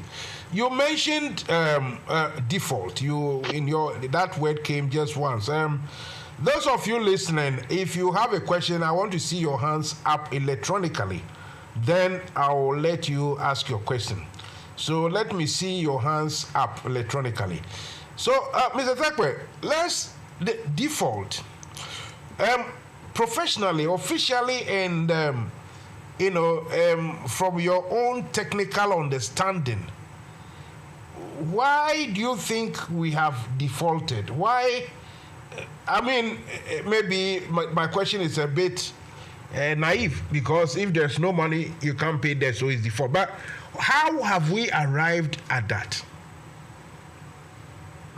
Well, as I said, let's say every government pushes borrowing to a point. And we are told that in the case of many developing countries, if your debt is beginning to exceed 65%, and is inching towards 70%, you must do something about it. That is where we're headed. We went past this 70%, got to 126%, and we got HIPIC. Let's remember. We got HIPIC. Our debt was forgiven. Part of the money we were to pay, we were asked to pay it into our own budget for our purposes and the rest. Then we came close when we hit 70 because of Doomsaw, single spine, and all those things, as I was talking about. We said, let's not go HIPIC again. That's how come, luckily, oil came, and we said, let's use oil to stop some of these behaviors. Let's put part of the money aside, to repay, old loans to stabilize the economy, to do as I've been explaining, right? We managed to halt the debt. In fact, the rate of borrowing began to go down. The graph is there for everybody to see. And we managed to stabilize it. On the old basis, we were around 60-65%, between the 60-65%. Periodically, we crossed and almost got close to, but with the payment of the first sovereign bond and the payment of some of the domestic bonds that we issued, we managed to stabilize it with a view to entrenching the sinking fund so that it will be the mechanism for repaying as we borrow, right?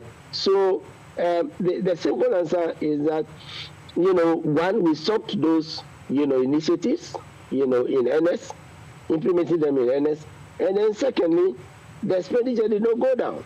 So we had to borrow, keep borrowing, and things got tight. Warnings were coming, our ratings were going down, right? And the D-Day came, and we defaulted. Can we attribute the default, just the default, solely to the emergence of the coming of COVID? Is it because of COVID that we defaulted? My answer, which I've always given, is no. And the simple answer is that let me give the 4 or 5 big ones. When COVID came, we took 1 billion. Of course, that's also a soft loan from the IMF, SDR. From the IMF, that's also very, very soft. Our own money, with some borrowing, we top it. World Bank gave us a normal increase, the normal budget support, to close to 1 billion, together with African Development Bank. The development partners gave us money. In all, we got about 6 billion, if no more, for COVID. So how come, some of it increased the debt, but usually when the economy is tough and you go and borrow from the IMF 1 billion and the rest, the maximum we have borrowed from the IMF, for example, to do a correction is 1 billion. Sure. Why couldn't we do that correction in 6 billion so that by now we would have been repaying the elements of those loans? So no, there was a problem already before COVID, and that is in IMF report. The IMF mentions pre-existing crisis. For the first time, it mentioned it for confirmation. So I wouldn't attribute all the problems to COVID, in as much as I wouldn't say that COVID did not aggravate the situation. It did. Otherwise, I can't also say that the global financial crisis, single spine or doom so, did not cause problems, for the country. All right. Ms. Abe, your hand came first. You have a question, Abe. Take it away. But I have about 3 questions. Okay. The first one to Mr. Tekbe is he has referred to sinking fund, which is quite basic. It's a basic principle. I want to know from him that when the government of the day submits any loan application for approval by Parliament, is the sinking fund, because the sinking fund is merely a sort of a process set in place to enable you repay back the loan. Every year or of the life of the loan, you have to set something aside towards payment of the loan. Does Parliament not make this a precondition for approving the loan? That's the first question. I don't know whether you want to answer this first before I add the other 2 questions, because the other 2 questions are very controversial. Okay, Mr. Okay, or not? Okay, so yes, especially for international loans, you have to go to Parliament with the terms and conditions. But you are talking about the provisions that are made in the budget. The conventional provision that is made in the budget is called amortization for the repayment of loans. Yeah. That's a conventional provision that's made. Now, it is because this has always been inadequate, that the sinking fund was established to augment it. In other words, one can also say that, as I said, the sinking fund is not new, it's in the Constitution. But since 1992 until 2014, it was never set up. So if the sinking fund was healthy enough, then when Parliament approves a loan, they would have money from the sinking fund saying, what is the trajectory for the loan? Are we capable of paying existing loan? And will the new loan worsen our situation? That's what the sinking fund was meant to do, to show that we can pay more than the amortization provision that we make in the budget from our tax revenue. Mr. Thompson, kindly mute your microphone so that whatever you are doing doesn't come on air. Mr. Thompson, please. Thank you. Sir, go ahead. So the amortization is basically from our tax revenue. But because the oil revenue is not going into the budget in totality, but part of it is designed, to resolve problems, a portion was put aside to augment, the amortization in the budget, right? So the answer is yes. In both cases, Parliament has a responsibility. Right? Yeah, so they failed. The Parliament has failed on that front. And it is incredible that somebody, you have a child or you have somebody who's going to apply for a loan. You cannot ask the person, how are you going to pay this loan back? Or what provision have you got in place to repay the money back? But they always approve. Do you understand? They approve without even, so the thing becomes a burden because we don't know how the money will be paid. Of course, the budget amortization process is telling us that we will have money to pay. But what have you got in place to pay that money? The sinking fund. It's a good question, Mr. Abi. But the point is, sir, before you come in, the point is, I remember recently on 2 occasions in the Parliament, you see, the politics of all this, it will come down to NDC, MPP. I have heard on 2 occasions the NDC group, at least trying to refuse to cooperate, or even sometimes saying that, the executive have gone behind the scene to arrange certain loans and now they want to go and talk about it in Parliament. So the politics of it, we agree that I think our politicians will have to be responsible a bit more. But Mr. Tekwe, please take it away. I like to see the problem from the perspective of sustaining initiatives, even when times become difficult. Cutting, the coat, according to the size of the cloth or, your pockets and others. I like to see it as a question of sustaining policies. Why do I say that? I say that because remember that the sinking fund itself could not have come into existence without Parliament. The Met Mahama Parliament, including the opposition at the time, had to pass that law. So there was definitely an awareness, and we can give that Parliament some credit for creating a mechanism. What has happened is our ability to sustain, such good policies. And I think we can learn that from our experience.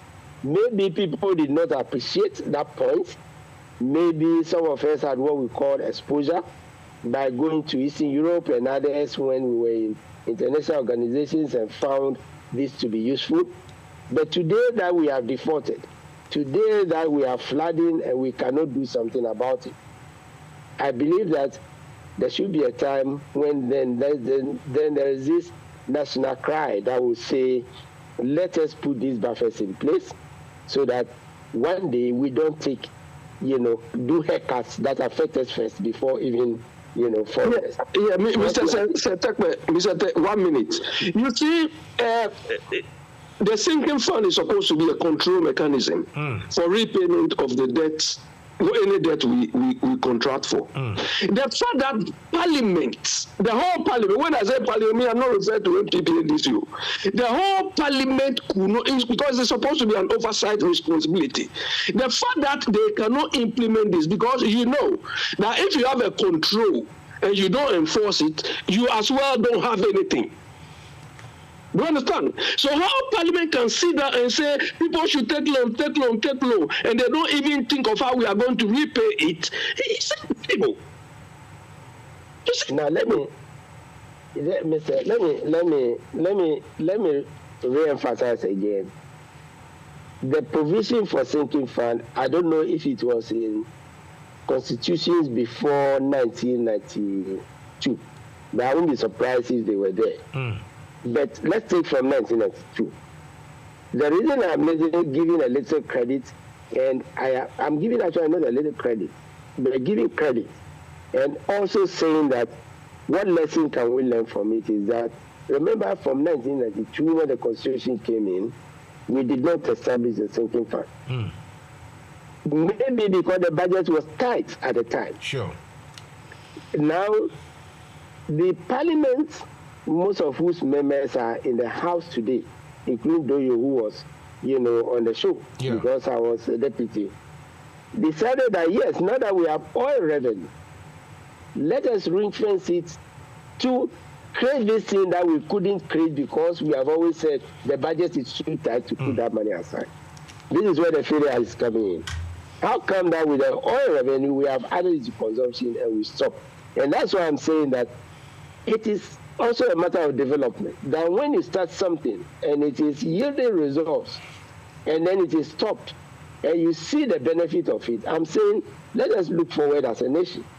As you said, you are not talking MPP, you are not talking NDC. I gave credit and I said, Mr. Abe's concern, really, one day I will try and see, sir, if we can get Mr. Isaac Adongo here. I remember very well, even pre-COVID, I remember very well 2019 thereabout. Adongo's one of his lectures and one of his shoutings was complaining about the fact that some borrowing is, that's why he mentioned sinking fund first, that some borrowing is surpassing their ability to pay, and it is dangerous. He won't. I started writing. Go ahead, sir. I started writing about this from 2017. Are you? I started writing about this when we stopped putting a map from 2017. You can Google and see. Right? So it's not like another day same thing that I'm saying. So I'm saying, what lessons can we learn from it? Yes, I do appreciate, the fact that Sonaba Dongo and others started, but the situation was getting worse, and so you had more and more people, talking about it. Your other two questions quickly, please. Okay. Mr. Setekbe, I think we heard you recently saying that the reason why Atuforcing and so on are in court because of that embezzlement. You said, we heard it from you, that you said it was a mistake. My question is this. If it was a mistake, when did you realize that mistake? At what point did you realize it was a mistake? And what steps did you take to correct that mistake? Can you clarify what mistake did you say he said? What is mistake? The reason why Atuforcing is in court about the procurement of the ambulances. So I want to know when he realized it was a mistake and what steps did he take to avoid or address that mistake before it reached where it is. The second point is Mr. Tekbe has referred to Can I respond to this, please? Okay. Yeah, okay. I can say clearly, I feel reluctant, to answer this question for the simple reason that the case is still in court. Okay, that's fine. Yes, the case is still in court, and I issued a statement that in as much as I can respond to some of the allegations and headlines, I feel constrained not to do so. Because even the day I was in court, the judge was complaining about misreporting. and warned, the journalists, who were there. And so what I can promise you is that when this case is over, Masa Musa, I come on a show. I can promise your listeners that whatever I said or did not say, and I believe that the judgment will come out. I can come back and we can discuss what exactly I said with respect to, one, the establishment of the LC as a responsibility of the Ministry of Finance, and two, the payment under the LC and the suppliers agreement as a responsibility of the Ministry of Health. So what is LC? And I made that letters of credit. Okay, thank you. Yes. That is a loan. Getting the loan. So I made this clear distinction. And you can see that, I made a very, very important distinction, which I say, okay. But let me not be forced, to go further. Okay, yeah, that is fine. I like to respect the courts. Yes. Yeah, that is fine. That is fine. The last question is this, Mr. Tekpe, you refer to why Ghana is embroiled in this sort of. The whole thing comes to, I don't know, the quality of people who are managing, who are leading us. Because some of the reasons and some of the circumstances which compel us to go to the IMF NFM Radio is so basic that if we have the right caliber of people, we should not even be running to the IMF. And it comes down to this question I've always wanted the opportunity to ask people like you. Look, what criteria, when you were the finance minister, you had, if I'm not wrong, you had about 2 deputy finance ministers. Okay, what criteria did you use to appoint these people? Because some of them we know don't even qualify for that job. Because they are supposed to complement the work you are doing. But either we are conjecturing or you got to be specific. The 2 that you think he had, which of them do you think were you? Musa, I'm asking him a general question. Because it's not. Listen. Hang on. Yeah. People's how do I say it? Dignity is at stake here. Your statement says that. Musa, it's not dignity. These people are taking decisions on behalf of all of us. Abe, hang on. I'm not stopping you. All what I'm saying is, yes. You said he had maybe 2 people as his deputies, and you said we all know they were not qualified. You see, I've made a point, so I want you to specify which of them. I'm not saying they are not qualified. Some of them don't qualify, or they are not fit to occupy those positions. So they were taking decisions on behalf of us. Okay. Do you understand? They are not taking decisions because they are selling tomato or okra at Bokolau. All right, let's allow him to answer. Yes, exactly. Because in all his presentations, you see, some of the budgetary things and so on requires austerity measures. Fair enough. Abe, because of the time, people's answer. They don't even know what to do. Abe, so, please. Mr. Tekpe, your deputies, what is the criteria you got them and were they qualified? The Constitution says that all ministers, substantive and deputies, to be appointed by the president. But adds that in the case of deputies, the minister could be consulted. So it's not a minister who appoints. So the responsibility for appointments rests with the party that fought the elections, the flag bearer who fought the elections, and all of us who supported them and are part of that party. Of course, I would also say that it even goes, since it's enlarging it, I presume the question is not just for the NDC. I would say that it also goes, for any government that has been elected. I am worried in saying somebody is qualified or not qualified, because sometimes perceptions may be, but that also looks to excuse, inefficiency or not the inability to do, the work.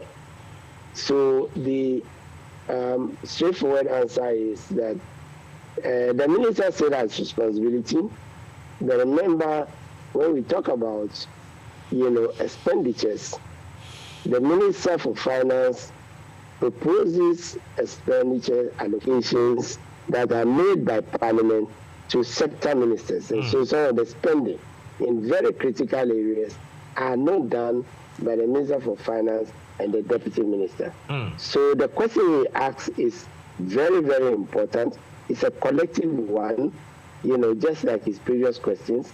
And I think for me, the lesson from that is all of us, should, begin to examine those of us, particularly those of us who have had opportunity of furthering our education, living in advanced country environments, working, seeing how things work and working with institutions that are critical to the economy, should begin to make more and more. I'm not saying we are not doing, that's why I say more contributions to the debate so that we can affect, the politics of the nation.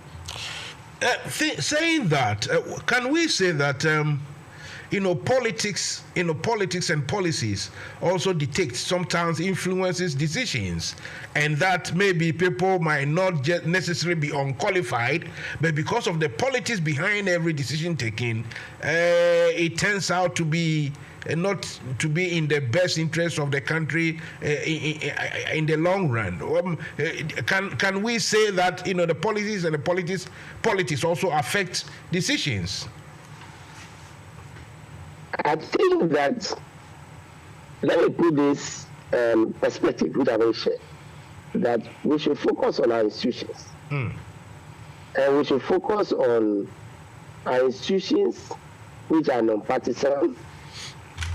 Have we got any of them left, honestly, Mr. Tekwe? Have we got any institution that is... That is where I'm coming to a point. Such that you should keep your politics at home if you are, working as a public servant. And we should also be wary of destroying our institutions. President Obama said that what Africa needs are institutions, not strong men, right? Which is true to a large extent.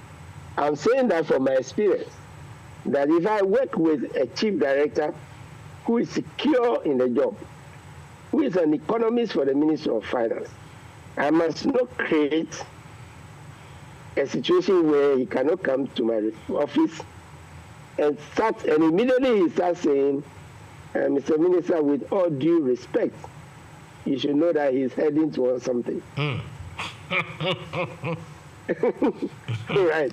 But if we create that instability where he prefers to stay in his office because he's the civilian head of the ministry, he prefers to stay in his office. And he said he shrugs, maybe because he's, as we'll say, taflache, been insulted before or something.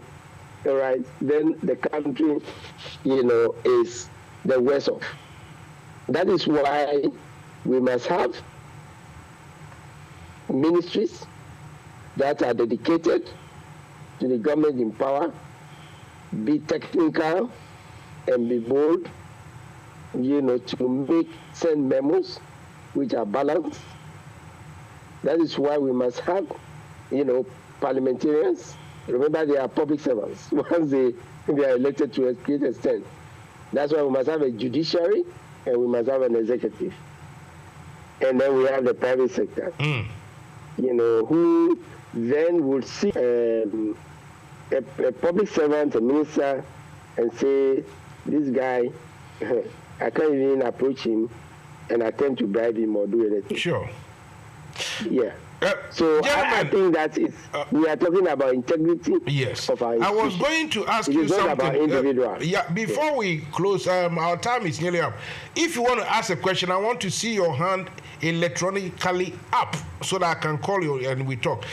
You see, where we've got to now, where we've reached, I mean, the caliber of people heading those institutions, their personal capacities, if they are good enough, what will make a governor of bank of any country i.e. Bank of England, Bank of Ghana.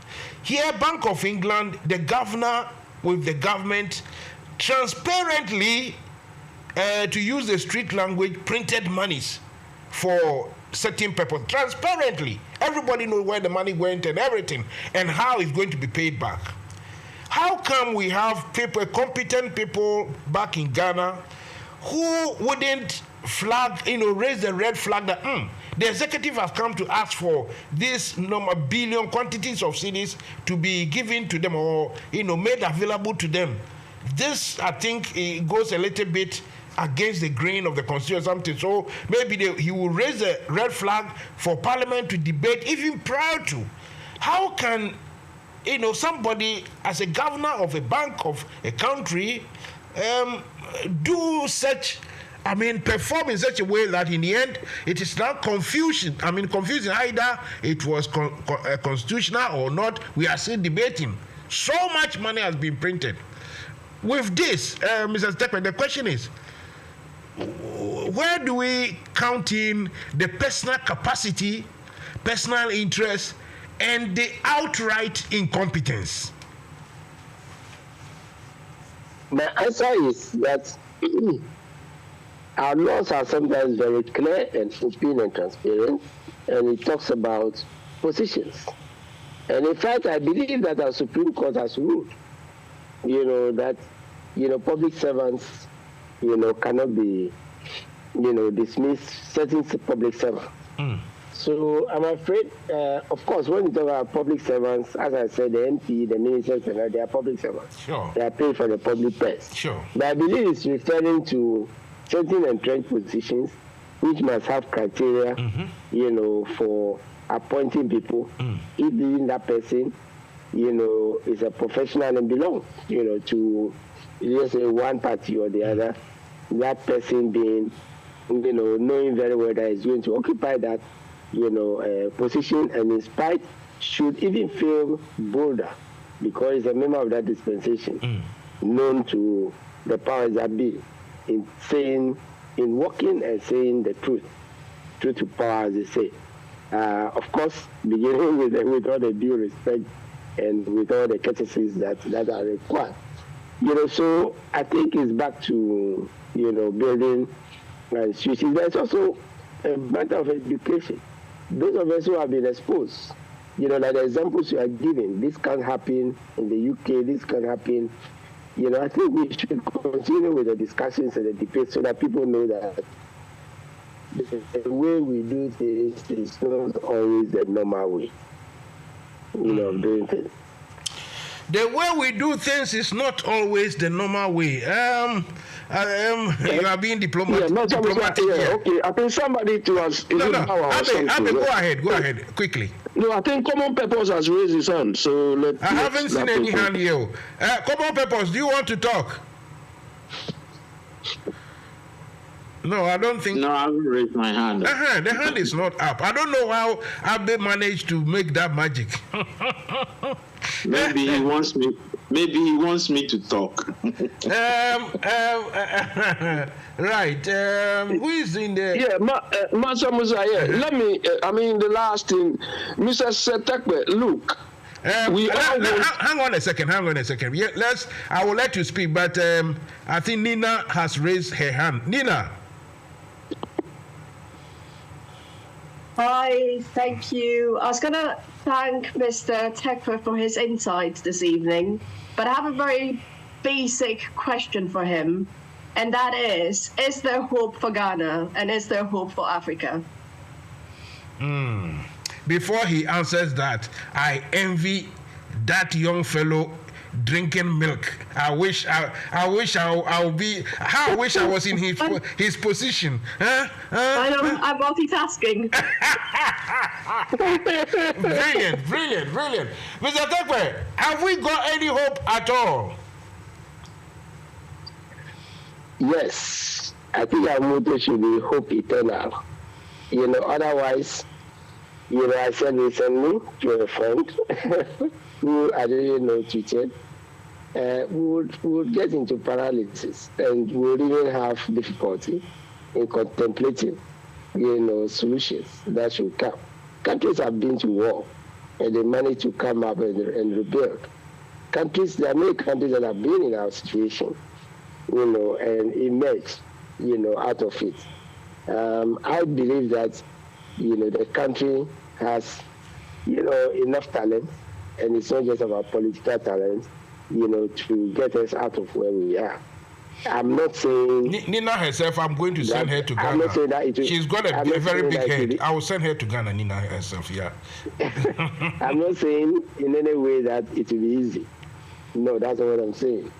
But I'm saying that the tougher the job, the more dedicated we must become. And this is a country, by the way, which came out of those who are, older than myself or my age, came out of a very, very difficult situation when we were forming lines, for essential commodities. I hope you don't get it. They took a group of Ghanaians, to say we can do something about it. And for 40 years, they average, let's say 35 years or so, they managed to maintain growth at an average rate of 3 to 5%. Never did we go into negative growth until we came close recently. We did not go into negative growth for that period of time. The average has been, when in actual fact, what used to happen in the period before 1983 was that the country would go up and down, negative, positive growth. So I believe that, it can be done. Some of them are still alive. You can take inspiration from them. Some of us were younger then. So yes, my simple answer is that we can do it because we do not want the country to sink, further. Right. Mr. Takwe, before you leave, Kwata, I know you don't like going into the deep side politics, but I'll ask you anyway. Alhaji Muhammadu BAWUMIA, when we talk about your profession, I can say he's your counterpart. This somersault and, the twist and the turns, how can he detach himself from the very sort of activity that everyone knows he's actually involved? The politics of it, the possibility of BAWUMIA actually painting himself as though he is the right one, the correct one among the rotten one.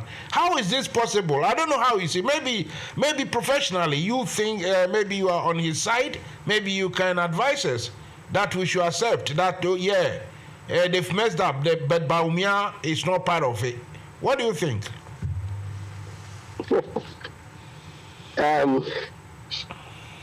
Don't forget that the minister at the time, His Excellency BAWUMIA, that you respect again, was making those pronouncements. Many of them were targeted, to me personally, indirectly, to the then Vice President. Ibisata, May he rest in peace. He was one of those architects, who stopped the negative growth that I was referring to from 1983. And then the president, my president. So I think it's indelible, it's there, and I do not see, how, anyone in that administration can say, after all the boasting before and coming to power, that, they can dissociate themselves from decisions that were made at a high level, particularly as the chairman of the economic management team. So as I said, recently, you may have seen it, the 170 questions, that were posted to President Mahama and his vice awaits an answer. Those questions, 170 awaits an answer, Mansa Musa. I am very happy that I'm not the one to answer, including, I'm sure, the guy from CPAC and Abe and everyone else. We are all waiting answers by the questionnaire. Listen, Mr. I thought you said you want me to chip in the last one. Okay, chip in. Hey, Abe go kill me. Abe chip in the last one. Yeah, don't forget the man is at stateside. It's now about 5 p.m. since he left work and he hasn't gone home yet. He's sitting in his car by the roadside. So anyway, he's not in Ghana. No. Anyway, I reserve my comments on that. Okay, fair enough. Mr. Setekbe, you know that look, for every government on this earth, the backbone of the success of that government is a finance ministry or the chancellor or whatever, or the Federal Reserve or something. That's it. These are critical. Whether a government will succeed or fail hinges on the finance aspect of the whole, The point is, we have not had very good finance ministries. The ministers may be good, but the quality of people they work with has always been our problem. They have been mediocre. And we expect people like you, because what Ghana need now is a cultural transformation. I expect whoever occupies that role to strengthen controls. To strengthen controls, because in your presentation you made mention of budget allocations, lack of budgetary discipline, and so on. Mr. Setekbe, the people in the various departments, if you don't implement the controls, they don't care. Abe, because of the time, listen, because of the time, you have raised a very good point. Because you have raised, Abe, one second, because you have raised very important, listen, let me also chip in here and say, look, when we hear him mention consolidation, sinking, heritage, stabilization, contingency, and now all these funds are empty, surely we the commentators, the neutrals especially, must be bold to call a spade where mistakes or some faults has come from. I mean, somebody cannot build a fort, no matter how small it is, some pot of money. Now they are all empty. They are so empty that, look, we anything we want to do, we have to go and borrow. Anything. And these things are empty. Still, people come back and say, oh, they are the same. Oh, they are the same. Oh, they are I think this isn't right, is it? Abe, to you. Let me make a pitch. Let me end by making a pitch for my former boss. Oh, sir, before you make that pitch, since you say you want to end, Mr. Uso Achao answer the question. Mr. Uso Achao is one of the executives here, and he has raised his hand long time, and I've now seen it. Mr. Uso Achao, quickly, before Mr. Setekbe will conclude. Mr. Uso Achao. Yes, Mr. Good evening to the former Finance Minister, Mr. Setekbe. My question is, I heard JM mentioning that when it comes to power, he's going to implement infrastructure projects with self-finance. So I'm asking Mr. Setekbe, how is he going to do it? Because we know Kotoka International Terminal 3 project was self-financed. Now all our coffers are empty. So when JMs come, how is it? Good question. Good question. Thank you. This one is straightforward. Mr. Setekbe, for this one, they be dribbling so. The whole money finish. How are you people also? You yourself said you don't promise. Now you guys say you're going to do a lot of infrastructure. How are you going to finance that? Maybe you have some magic wand. Well, the self-financing ones are possible. So let me dilate on Terminal 3 and then and the port expansion. The economy may be down, but those of you who are here, you still pay airport tax when you travel. Mm-hmm. It doesn't say that you're a Ghanaian, the economy is tough, so you don't pay. Foreigners pay airport tax. And so the mechanism we use, the self-financing mechanism we use, was to ring fence that airport tax. Sure. It's a tax. And say that it should not be mainstreamed for salary payments. It shouldn't be used to buy Christmas trees. Yeah, I understand. Please go ahead. So, yes. So what we did was to ring fence that money, including the one that went into the consolidated fund. That's for government to use. Because we needed to expand the airport because Accra was becoming a hub. And if we didn't take care, Senegal at the time and others were also, expanding. So we had to consolidate. So we ring-fence the airport tax, put it in an escrow at Bank of Ghana, and asked BOG to issue a SWIFT for payment of any loan that will be taken for the tax. It means that we have put it in the lockbox, as they say, and shut it. The revenues that go in went in for any repayment of loan. The computation was made by African Development Bank and by HSBC and some of the banks, and they realized that the flow was strong enough from Terminal 2 in particular, and more importantly from Terminal 3 when it is completed. And so I believe the structure is not dismantled. That is how it was built, and we did not have to issue a sovereign guarantee. Because so obviously, because of time, sir, obviously you would advise that a Trouble gas project is much, something that we can say is better than to plan to build cathedral. Is it? No, that's how Echiabo was also financed. Yeah. We ring fence. No, we all know how it is, but I'm asking you a different question now. That is it a Trouble gas or cathedral? I'm a Christian. You see, that's a hard one. As I'm a Christian, I will build you Masalachi. You. Listen, the time is fast spent. Let me ask you this: when you guys get power? Yeah, when you I'll let you run up. When you people leave power, get into office. Surely you are not going to. I don't think you would like to be the finance minister. Maybe you will leave you if I don't go and the rest. Do you want to manage the Bank of Ghana? I leave it to the flag bearer. Are you now run up and let's go, Abe?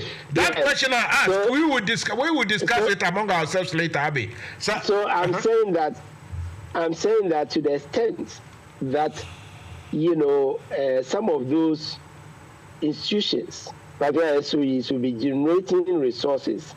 That's their purpose. They were to use those resources to develop the country. Now the argument is, how then do they pay themselves? And our argument at the time was, look, if we build Terminal 3, nobody is taking your handling charges, nobody is taking your stevedoring, nobody is taking the fees that you have to collect. That money, let's see whether it's enough to pay salaries, operating expenses, and the rest. And it was enough. It was enough, right? So that is what the self-financing and others, our own approach. Of course, you can't apply self-financing, to school buildings, especially to school buildings, to hospitals, and the rest, right? But what the self-financing does is that instead of giving guarantees, to state-owned enterprises who don't pay dividends, but are able to develop their projects from their resources, you will divert those resources that should have come from the budget towards social infrastructure, rather than building, the airport and the rest. So the railway line to Akosomo, the Temaport expansion, which we started, the Tamale Airport, the Echuabo plant, the gas pipelines, and the rest, they were all based on self-financing of funds that would have gone in for general consumption. Of course, when you do development, you deprive the budget of resources in year Y. But in year 3, Y plus 3, when you finish the project, it will bring in, revenue. more revenue, and you can therefore expand the. Master Musa, so that would be my short answer. Mr. Tekwe, your comrade, in fact, he's flashing 3 times. He is the chairman of your NDC UK, and the newly elected chairman, Mr. Conrad. Congratulations, Mr. Chairman. Hello, Conrad. Is it Conrad? Or is it Bauer? Yeah, it's Bauer here. Oh, sorry, I go mention the wrong name. Bauer, did you want to say something? Yes, my hand has been up. Yeah, I've seen it. Okay, because I'm not wearing my spectacle, your name looks like Conrad. Sorry about that. A quick one. In fact, we have to wind up, and he's been sitting in the car for a long time. So please, quickly. Yeah, just like a household, I want to ask Honorable Setekwe, just like a household, does the government needs taxes to finance government projects? The government cannot implement certain projects from taxes because the budget will be tight based on only taxes. However, the government should endeavor to make the repayment of loans for those projects which are spread over 10 years, 15 years, and whatever, pay the principal amount, which is not the same as, so you use the taxes to repay over a period of time, and that's what the advanced countries do. They borrow to do big projects today. In fact, today, President Biden, he's accused of, increasing the U.S. debt, but today, he was actually in New York and New Jersey to build a second tunnel under the New York, it's like building a tunnel under the Thames, so that another railway track will pass through it. And he's doing it in the corridor that is the busiest, which is like saying, Victoria to some place, right, needs an additional tunnel. Can you imagine, because the current one is so choked, is so old. So they are going to rehabilitate the old, and they are going to build a new tunnel, some say in 3 to 4, 5 years, and they are borrowing to do it. Can you imagine, or ask a question, can the passenger, traffic from Washington all the way through New York to Boston, which is the busiest corridor, can it pay for this project? Certainly it can pay for it. And this is what we have to be learning from the advanced countries. That's fine. Setekwe, yeah, that is, you've come to the point. I've always been arguing with Mansa Musa and his people that, look, some of us, we don't root for infrastructure's sake. The infrastructure must add value. Setekwe, I'm sure, or if you can tell us, most of the projects you've been undertaking, are they supported by business cases? And do you really track those business cases to know that it was not dreamed of? Look, based on what the discussions you've said about projects paying for themselves and so on, let me ask you, do you think the framework for Sagremi was wrong? I feel it was wrong. What do you think? You pay another money to have it done. To discuss again, we'll take some time. Oh, Mr. Okay, so next time. Because the framework is wrong. No, are you saying, hang on. This one is a simple, I think specific question. You said the project is wrong. Wrong in what sense? I'm not saying the project, I said the framework. I see. So that means you have some input, you have some details, right? Mr. Setekwe understands what I'm asking him. Well, we should all understand. Look. Well, he said that. Next time when you come, we can come and discuss this. Okay, let him respond quickly. Let him respond. So let me, Master Musa, can I just say that our public servants are among the best. In fact, one of the best, and I will mention names here, young people has just been attracted, from the Ministry of Finance, to join no less an institution than IMF at a very young age. I think we have the quality, as I said.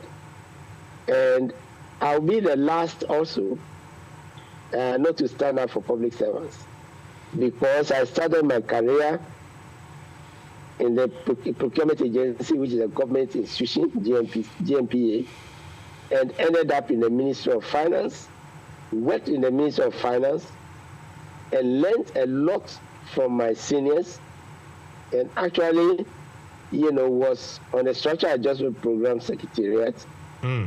My last assignment in Ghana before I came back as minister was the national coordinator for the value-added tax, both when it was introduced and when it was cancelled and when it was reintroduced. Right? Many people, I believe, were surprised, when, I came out as NDC or whatever, because we're taught, to be public servants. Sure. And I personally must say that I relied a lot on public servants. We have PhDs in there who have done finance. We have private sector people who have come in.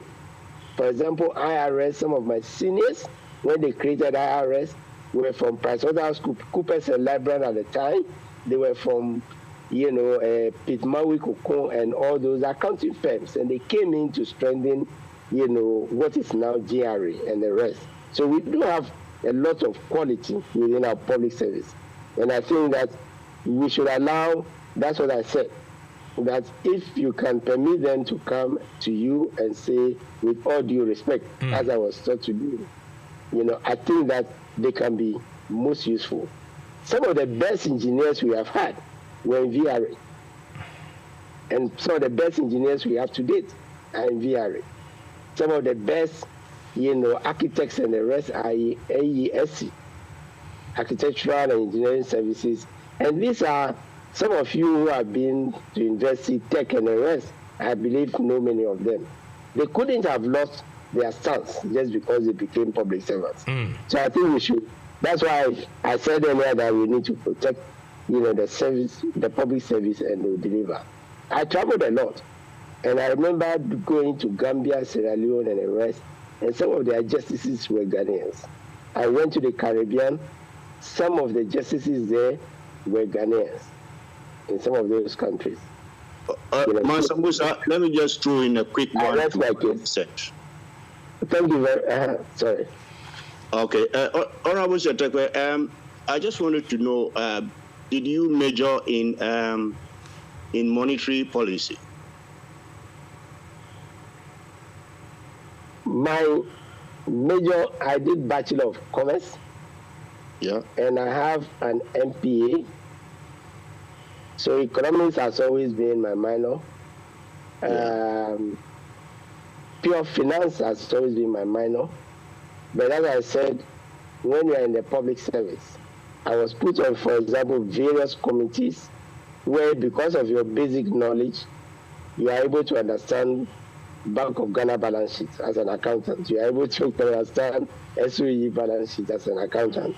And then you are able to relate it, no matter where you come from. And when I was at the fund, I made it a point also, to interact as much as possible. And, they go on missions, with the fiscal people, go with the monetary. And so there's a lot that you can learn in practice. So I wouldn't say that I have, the qualifications in everything that I do know or say. Thank you very much. Right. I think this is where we will let Mr. Setekwe go. We can spend some 10 minutes discussing our stuff here ourselves in London. Mr. Setekwe, thank you very much. Hopefully this won't be the last time. Let's see, after the court case and the rest, let's see what will happen. In the end, because, we will need you a lot, because now BAWUMIA is the flag bearer. A lot of the discussion is going to be around economy. So I think we are going to need you a lot. Anyway, thank you very much for your time, and have a good evening. Thank you very much to your listeners. And let me, in relation to finance, let me also say that I actually have 2 masters. I have an MBA and I have an MPA. So that's where the finance comes in. Thank you all very much for listening to me. Thank you. Thank you. Thank you. We'll meet up again. Right. Before we close up, I asked that question, didn't I? I said, look, politics is politics. Maybe all the groups everywhere, they make mistakes. But when you think of a group who have come and said, look, we need to put some monies aside for a rainy day.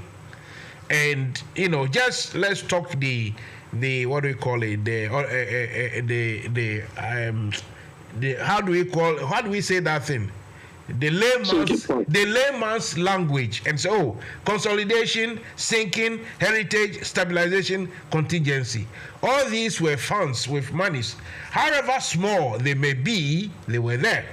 Now, between you and myself, all these things we know are empty and very little to show for. And yet we are still owing so much.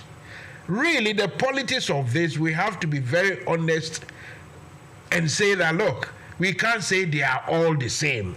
Can we? Abby? What do you mean we can't say, you mean both NPP and NDC are the same? Yes, that is my question. Mansa Musa, I beg to differ, they are the same. Fair enough. Look. Yeah.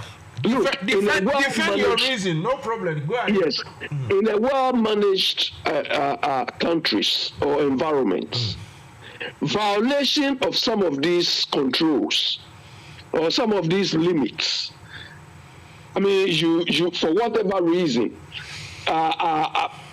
something like a sinking fund or something like an amortization fund and so on. Yes. You violate this and you abuse it, can lead you to jail.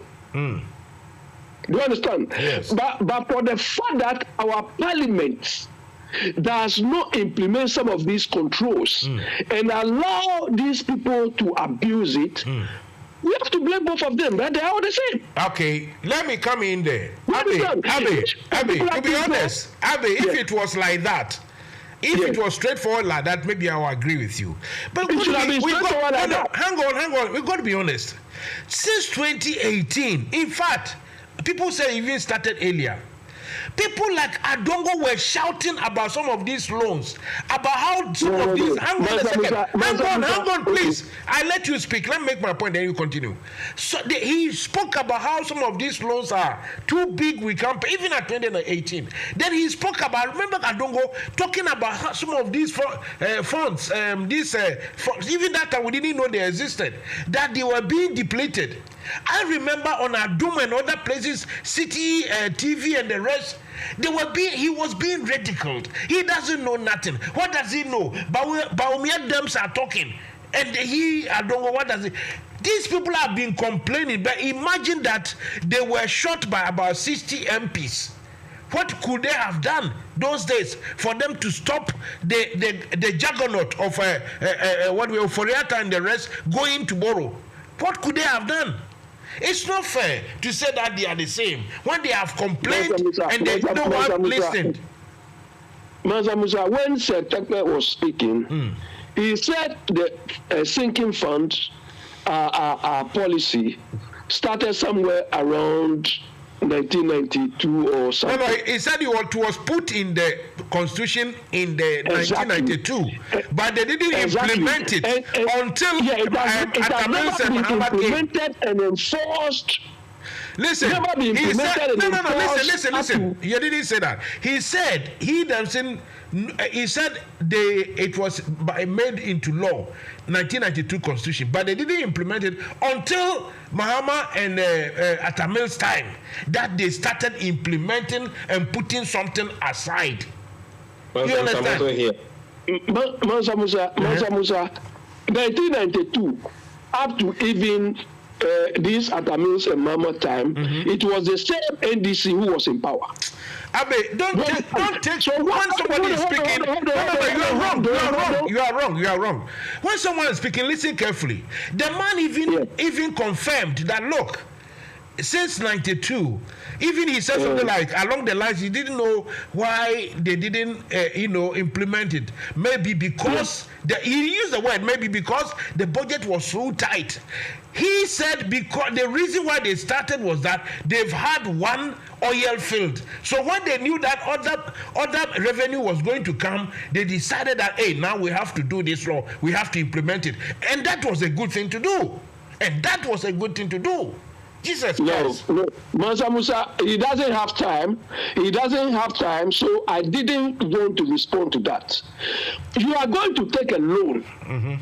We've been taking loans since 1992 or before then. Yes. When you are going to take a loan, how are you going to pay back the loan? Yes. It doesn't matter whether you have oil field or you don't have any oil field. Yes.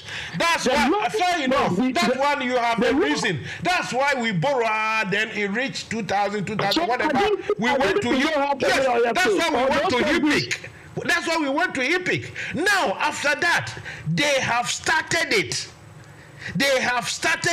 And when we got 2 extra oil wells, I think these funds should be even be much more consolidated. They should have put it all away. The oil wells are not relevant. The oil wells are what we call in accounting a windfall gain.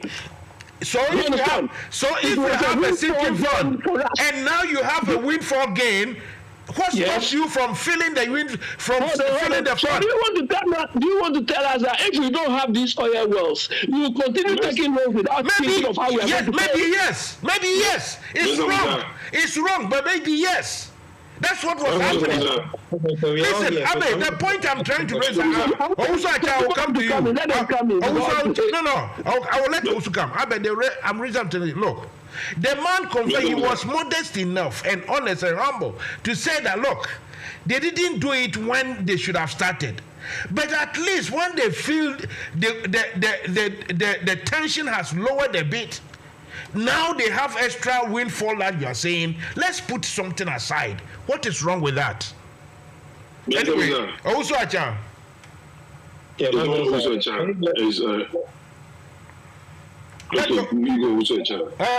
also go then Thompson, you two come later. Also. Yeah, Mansa, I feel so sorry when someone says MBB and NDC are the same. And Mr. Abiy have been saying this. Do you know Mr. Abiy is in London, he's in UK here? So when the NDC we talk about infrastructure, he's against it. That is his mantra. He lives in UK. Yeah? UK economy is backbone by the infrastructure. And you, Mr. Abiy, you are enjoying it. So when the NDC bid Terminal 3, you, Mr. Abiy, you went to Ghana, you passed through Terminal 3. You are sitting here talking about you don't believe in infrastructure. I feel so from the way Abiy talks, it seems he has all ideas. He seems he's the best man than anybody because he don't want to listen to anybody. For me, my main argument with Abiy, he has his points. He can argue his points, all right. But what I find it difficult is to dump everybody together when one group has created money, saved money, and another group has come to replenish.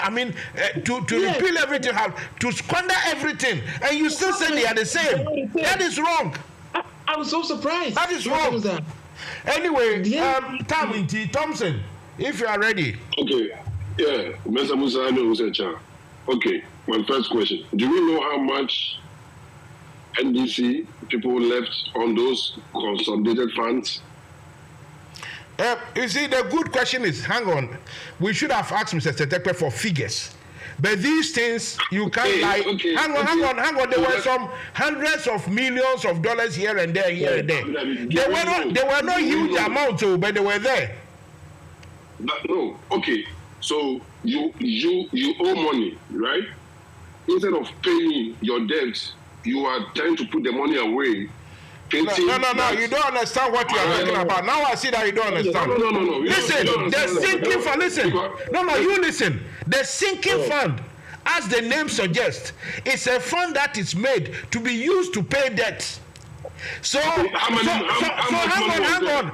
If you have used all the sinking fund without paying the debt, we should ask, where did the money go?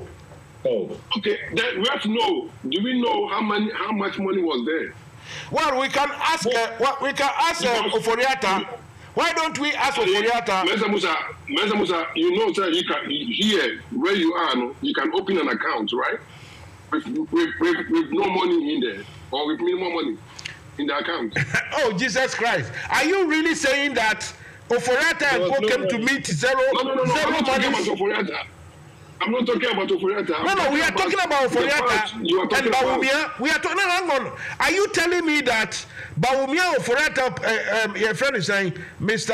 Akufo-Addo, they came to meet empty coffers in these funds? Are you really saying that? Okay. I'm asking you, do you know how much money was left when they There was money in there. Nobody doubts it. Millions of dollars. Left. Are you telling? Okay, if you thought there was no money, you are telling me that there were millions of dollars. Yeah, how many millions were there? There were monies there. How many money? Who told you? How many was there? Did Mr. Tete told us how much they left in those funds? Listen. Don't let us be pedestrian here. Everybody knows that the sinking fund contained money. The heritage fund contained money.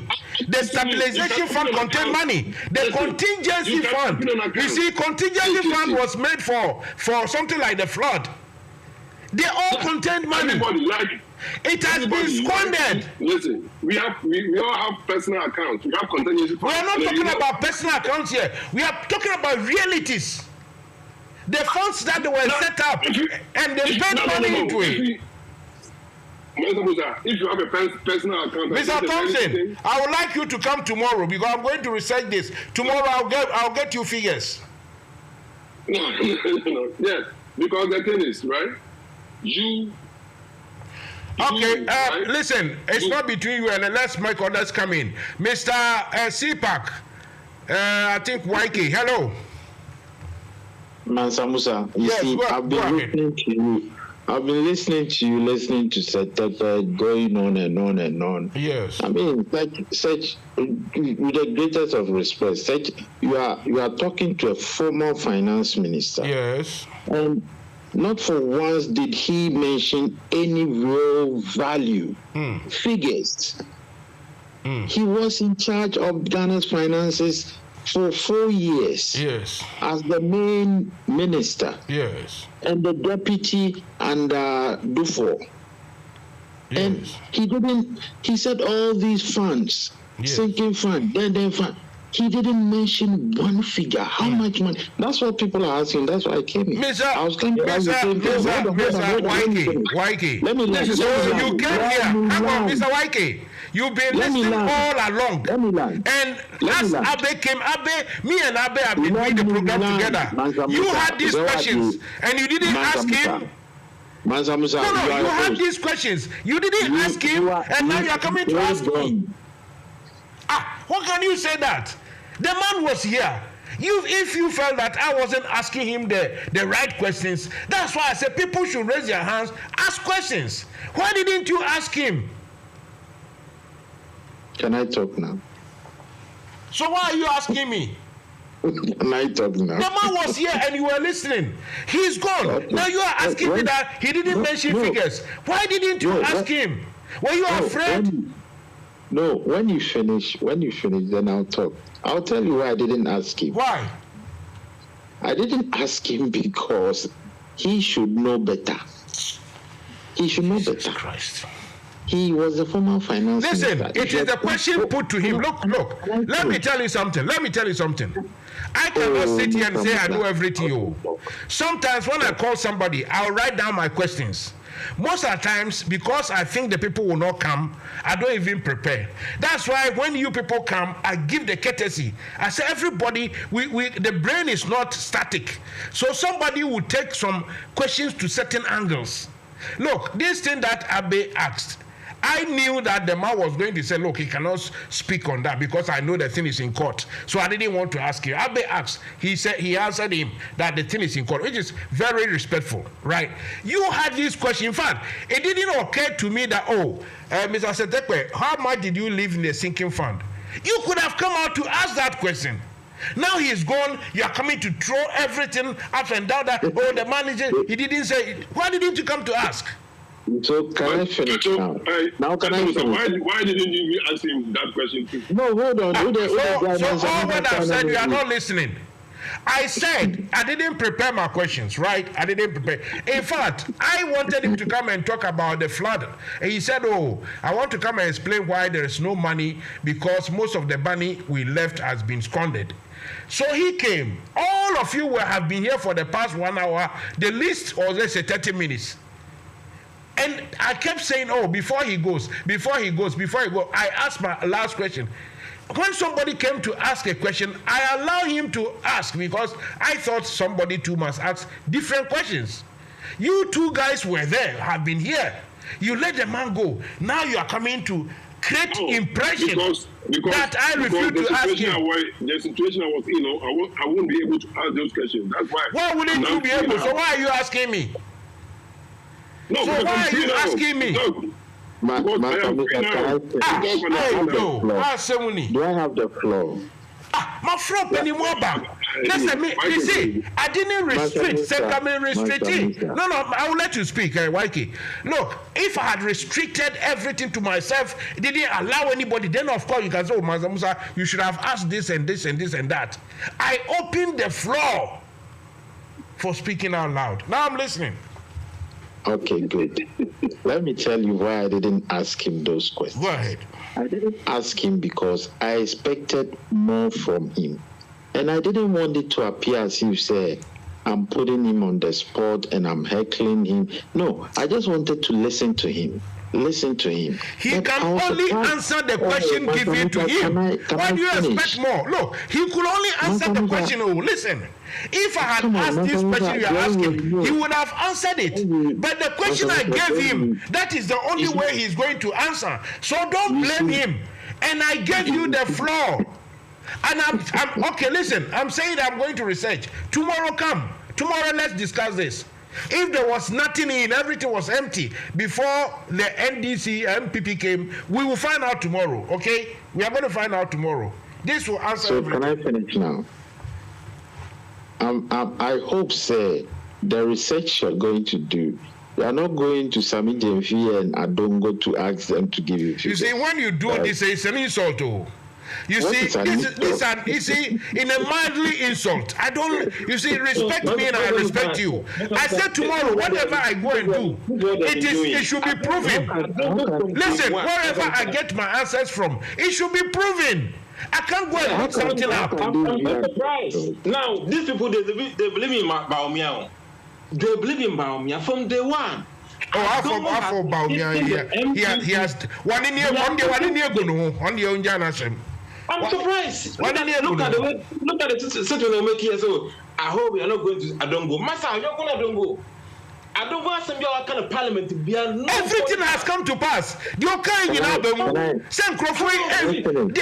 the finance minister was giving separate figures to parliament and separate to the international community. Adongo said this one and he was ridiculed. So what?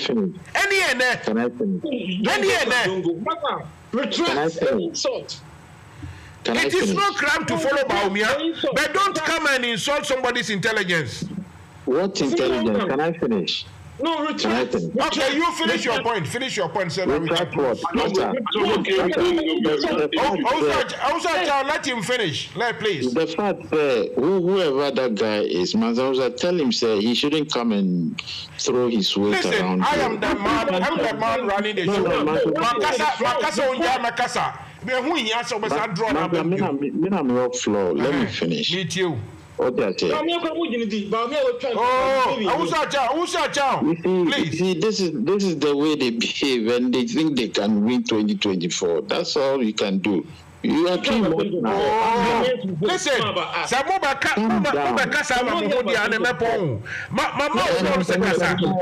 you're always making reference to him. Also, please, I'll give you the chance to rebut. Okay. Mansa Musa. This is why when I come on your program, I just keep quiet. Because we need to grow up. We need to have a little bit understanding, say we can all agree on everything. Obi Kasa, Monka say when you have the floor, you challenge what the person is saying. Come on, we can be matured more than this. We are listening to you. So far, you haven't said anything. So what I'm saying is, I can choose to not believe figures that partisan people give me. MPP Nibekasa, I'll say the same thing. I hope, say, you are not going to ask a Kodo upon Kroma for these figures for me. Because you give me wrong figures. You give me figures that listen. Hang on. I'll let you finish. Where I'm going to get the figures from home. So you don't. If you say you don't go and ask the parties, are fine. There's inland revenue. There's auditor general. These places, they are figures, and I'm going to sort it out. So why all this again? That's all you need to tell me. But nobody should tell me, say, what you said is an insult. They are all partisan. So I'm saying, say, when I don't believe figures that they all quota, don't sit down somewhere and tell me I should retract and it's an insult. In any case, listen, the fact is, I don't go mention so many issues and then it has come true. We have to tell her, give a spade its name, and stop being two parties and say, just because BAWUMIA and Abono Obia the same. It's not. Let me finish. Forget, you can say whatever I like about all those people. I don't care. But let me finish. My point is that, look, me, the program is so. Me, my bet crazy Adongo. I said, Adongo is like energy. I've said several times, that guy should be, you know what I say about him, that he should be a future NDC leader. Because even if you don't like him, when he's talking, you want to listen to him. He's a clever boy. He's a clever boy. Thank you. So I have no problem with him. But of course, he's a partisan man. So whatever he's saying, if he tells me something, especially to do with figures, I double check. I double cross if I can. So if I'm telling you, say, you're going to bring me figures, I hope, say, you are not going to get your source from a partisan person. You should understand what I'm saying. This one, I'm not cutting you, but I don't want to work. As far back as 2019, he was predicting that the way the government is going to go to IMF, and he was being poo-pooed. So he was mentioning figures dangerous within the system. If we were doubting where he was getting those things from, and then a professor he was right. So even if I go and ask him, I don't go. He's going to tell me lies about things that is not there. So now I'll come and quote him. Maza Musa, go to the right institutions and get these people. So your question is that. So your question is that you doubt the viability or validity of sinking fund, heritage fund, stabilization and contingency. You guys are saying there was no money in there. Oh, I'm saying that if there was money in the if there was money in the Setepa was coming to talk about it, the least I expected him to do is to quote some figures. That's what I'm saying.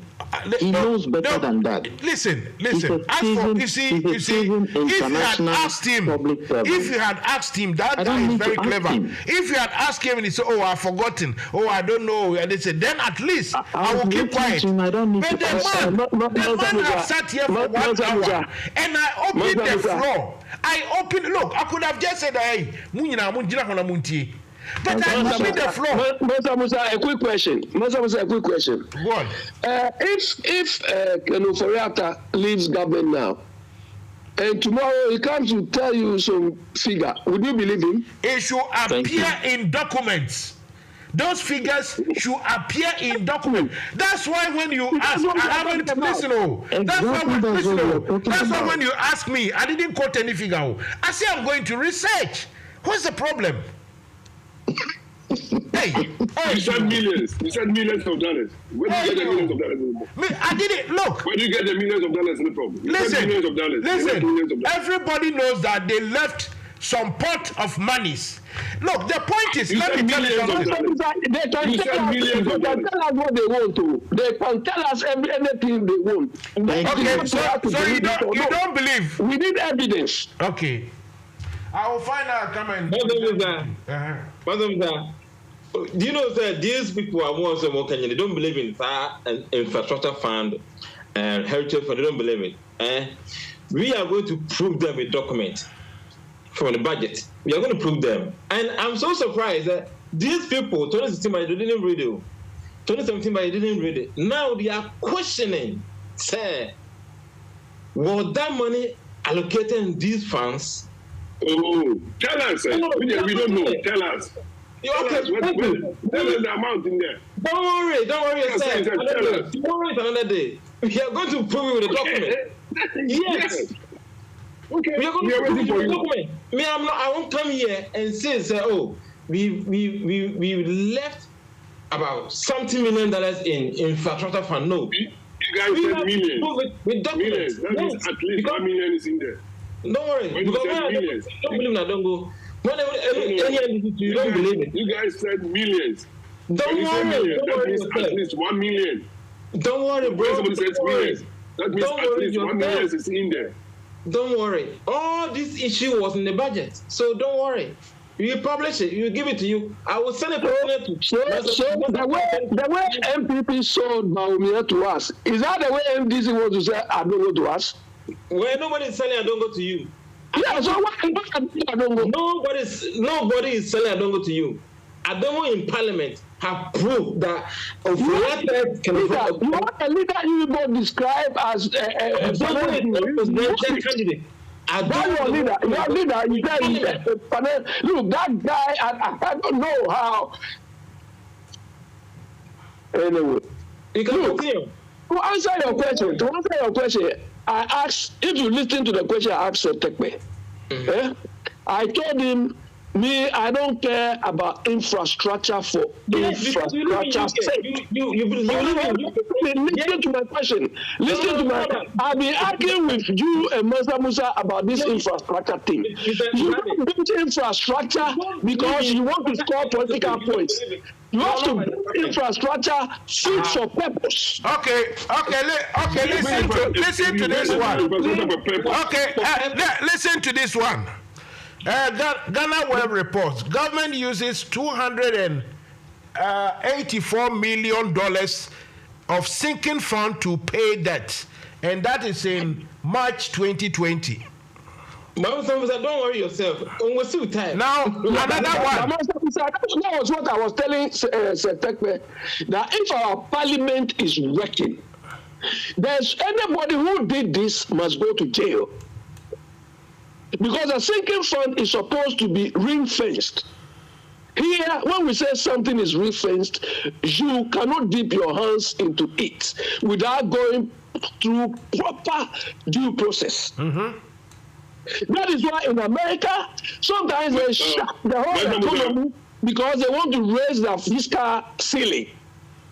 You have to go through due process. But we have a parliament which is lame. They don't even know what they are doing.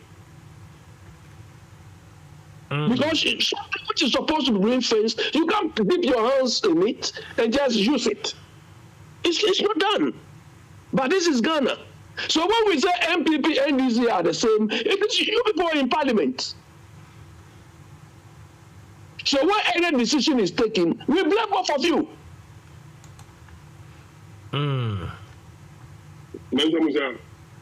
Yes. What you just read, right? What you just read, what year did it say? What you just read? 2020. Yeah, 2020, yeah. How much was there in 2020? He said they used let me go back to it, $284 million. So how much was there before 2020? Do you know how much was there before 2020? That's a good question. It's a good question. That's why I said you prove the document. Not like somebody will come and just, say this and then you will believe, because you don't believe it. So just wait. Everything will come out. Mansa Musa, Question, yeah, right, Bisawi. I was coming to ask you the same thing. You read something to us 2020. We want to find out 2016. What was in there? It's that in December 2019, the Bank of Ghana restored 2020, 2019. In 2019, the Bank of Ghana restored 30 million. December. Oh, Jesus Christ. Now they said there was no money. And now I'm calling out figures too. They are still talking. Hey, listen, gentlemen, Madam Wase, look, come and let's do this tomorrow. Sometimes you surprise me. Because me say, you go to 2019, 2020, am I? Come on, you know better. Go and get us the figure for 2016. National nonsense galamsey. Heritage money na exceeding Ketia Kaze own disicano. Okay. And heritage there no. Exceeding Ketia Kaze own Fanya Bibi. It is all con heritage in a room. Mammy answered that question. Yeah, exceeding Kasaka, oh, that money, can we also use that money for other projects? And then they come and say no. So NDC did not touch it. How do you know? We don't bring me the figures. Don't bring me the official figures. Okay, let me read this one. I'll say, according to the Ministry of Finance, Stabilization Fund had accumulated $590 million between 2012 and 2014, of which 288 was used to service debt. So you see, there was money. You can't say that there was never be any money. I mean, look. Listen. We are asking you how much. No. Hang on. Listen. You can't just come and ask questions there. What do you know about the sinking fund? What do you know? You, Thompson. What do you know? I don't know about sinking fund. If you don't know, then stop asking those questions. If you don't know, then your question is not valid. Because I thought you had documents. If you don't have any document to prove that there was no money, then stop it.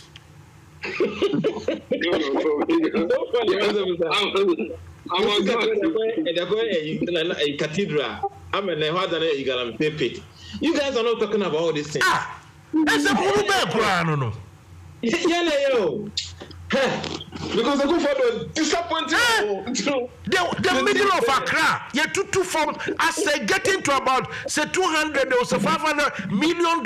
I said no qua, and the Mujina whole because there was no money in the sinking fund. Sinking fund. It is a Opasenka Mahama is a tekpe Omunya Kanfoi and Omu Koses Asika Omu see the middle of Accra ye tutu from Ama Yehumbe Sikano and Kamubati This is not I come for matter. You see where you No, minimum tribal bigotry wom, our politics in Ghana. A fact. Tribal bigotry. Nankanyasa, and come to me, can't you say, Mahama, Epana, Mahama, and now, what could to form? I say getting to $500 million. Yenny baby, a war. And come on, Mama, as more, you know. And this is one of more parliament, Why don't they take this matter? They have been fighting ever since. Listen, the NDC parliamentarians have been fighting ever since. They have been fighting for Okujata Brakwa, Adebi Obibabi Anamabwegu, saying Obikuta, two different names, official names. Two official and even as I will be criminal cartel of Okufado. This criminal cartel of Okufado. Obikuta two names. Still, he's on government contract. So today, Okujeto Abrakwa is like an angel. Listen, whether he's a Satan before, what he has presented now, do you have to discard it because of his previous misdemeanor? They don't have credibility, all of them. So are you saying that what he has exposed is a lie? Are you saying that what he has exposed is a lie? Are you saying that what he has exposed is a lie? Do you know, sir? You can lie, but there's truth in the lie. So listen, you people, me say, on mine own. Emi ase mu nyɛ ɔbɛgu aburokire. Ɔbɛdi aburokire na mu di saa asɛm mu no. There are some lies. Nkurɔfoɔ yi sɛ ɔmo sɛ ɔmo ayi pɔtɔ yɛ defaulted o Ghana. Over 50 years we have not defaulted. The only time was Achampon time. Anu po de Achampon de ɔsi yɛ ntua. We have never defaulted. Mo sɛ ɔmo pɔtɔ na mo di sika na mo gu mo paase. The bottom line is all of these two parties take Ghana to the IMF. That's the bottom line. Well, of course, that one I agree with you that it's not a good performance. It's not a good performance. It's not a good credit. The quality of people you bring to manage us are not good. Because look, when Secretary was saying, he was talking about budgetary abuse and so on. And the point is, the level of leakages. Do you understand? Leakages through corruption. Listen, Abe, I'm not going to argue with you when you say these things. But what bothers me, what gets my goat, is that when the things are happening during Mahama's time, you criticize Mahama. You see, what gets my goat is that when it's happening on the Mahama, you criticize Mahama. But when it's happening on the Kufado, you still have to add both of them. What is wrong with that? Nobody criticizes this Akufo-Addo rubbish than me. This rubbish. Akufo-Addo and his brothers and sisters are running the country now. It's all about Mahama. How can you lose money? Why are you people not complaining that these people went to do?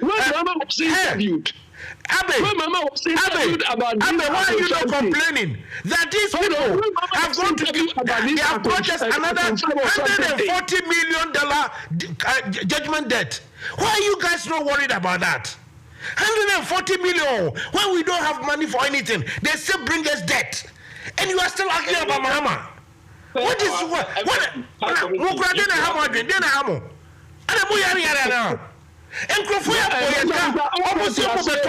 Mahama is also no sacrosanct. Mahama is no sacrosanct. Since when did you hear that Mahama they are going to sell sovereign properties?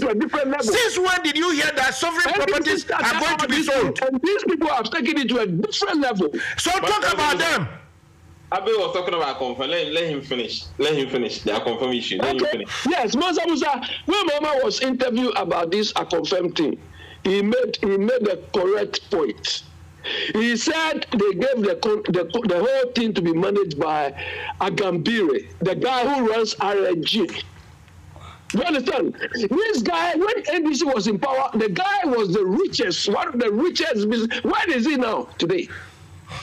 Every contract, everything was given to RNG. Where is he? Do we have a government in power? Abe, your question. Do we have a government in power? I don't care. You don't care. Okay. We have a government in power. No, you have a government who also want to come to power. You were talking about RRG because they're giving them so many contracts. Yeah. Yes. And where are they now? Oh, no worry, Abe. As we are speaking now, and the Prime Minister himself, you don't have any portfolio. I am talking about Gabriel Chidako, but he got about thousands of contracts. And yes.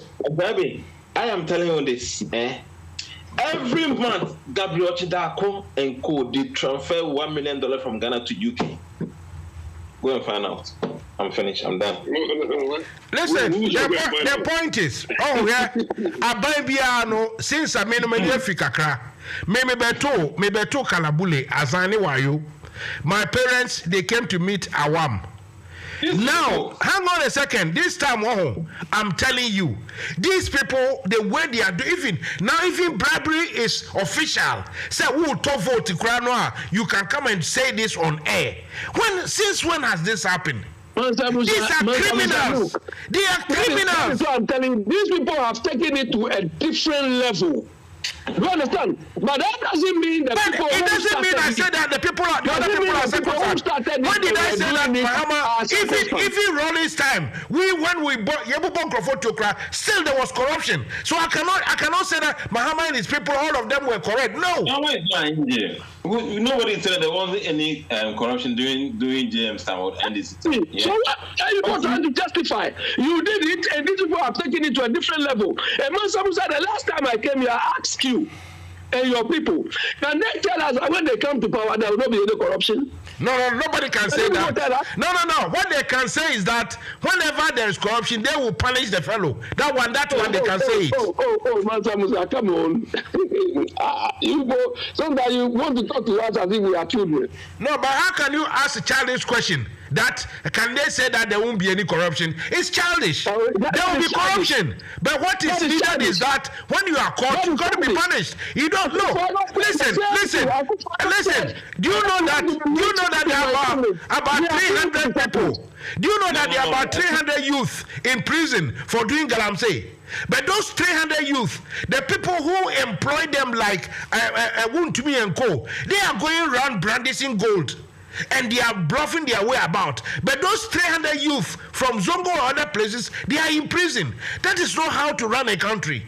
This isn't. Listen, blame these damn crooks and stop going around the bush. They are all the same. They are all the same. One started it and another has taken it to a different level. So they are all the same. You are here. I hear. Listen, I thank you all. I thank you honestly. We got to go. We got to go. It's gone past 11 o'clock. I'm tired. We got to go. Let's continue this tomorrow, please. Let's continue tomorrow. Thank you very much. Thank you very much. Thank you very much. Thank you very much. Yapo. Oh, Yapo. Who's that Yapo? They are all wearing something. One is one week after. All right. Okay. Me that's it. Bye-bye.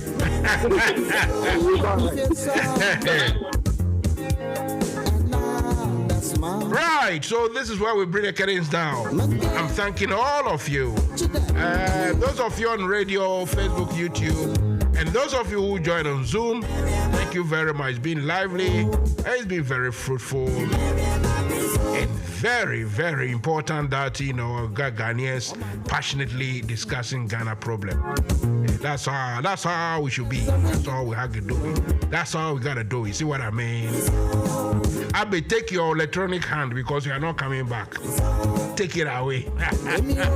We will talk tomorrow.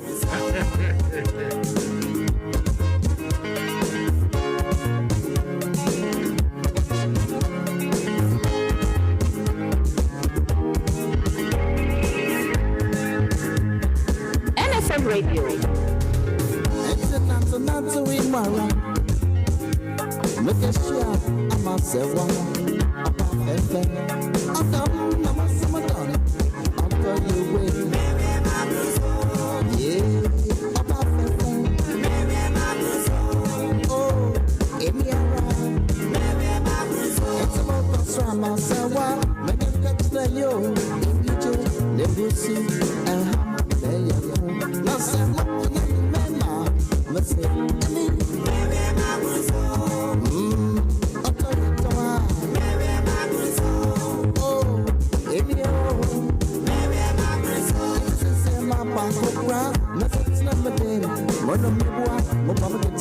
Look at my son, show, yeah.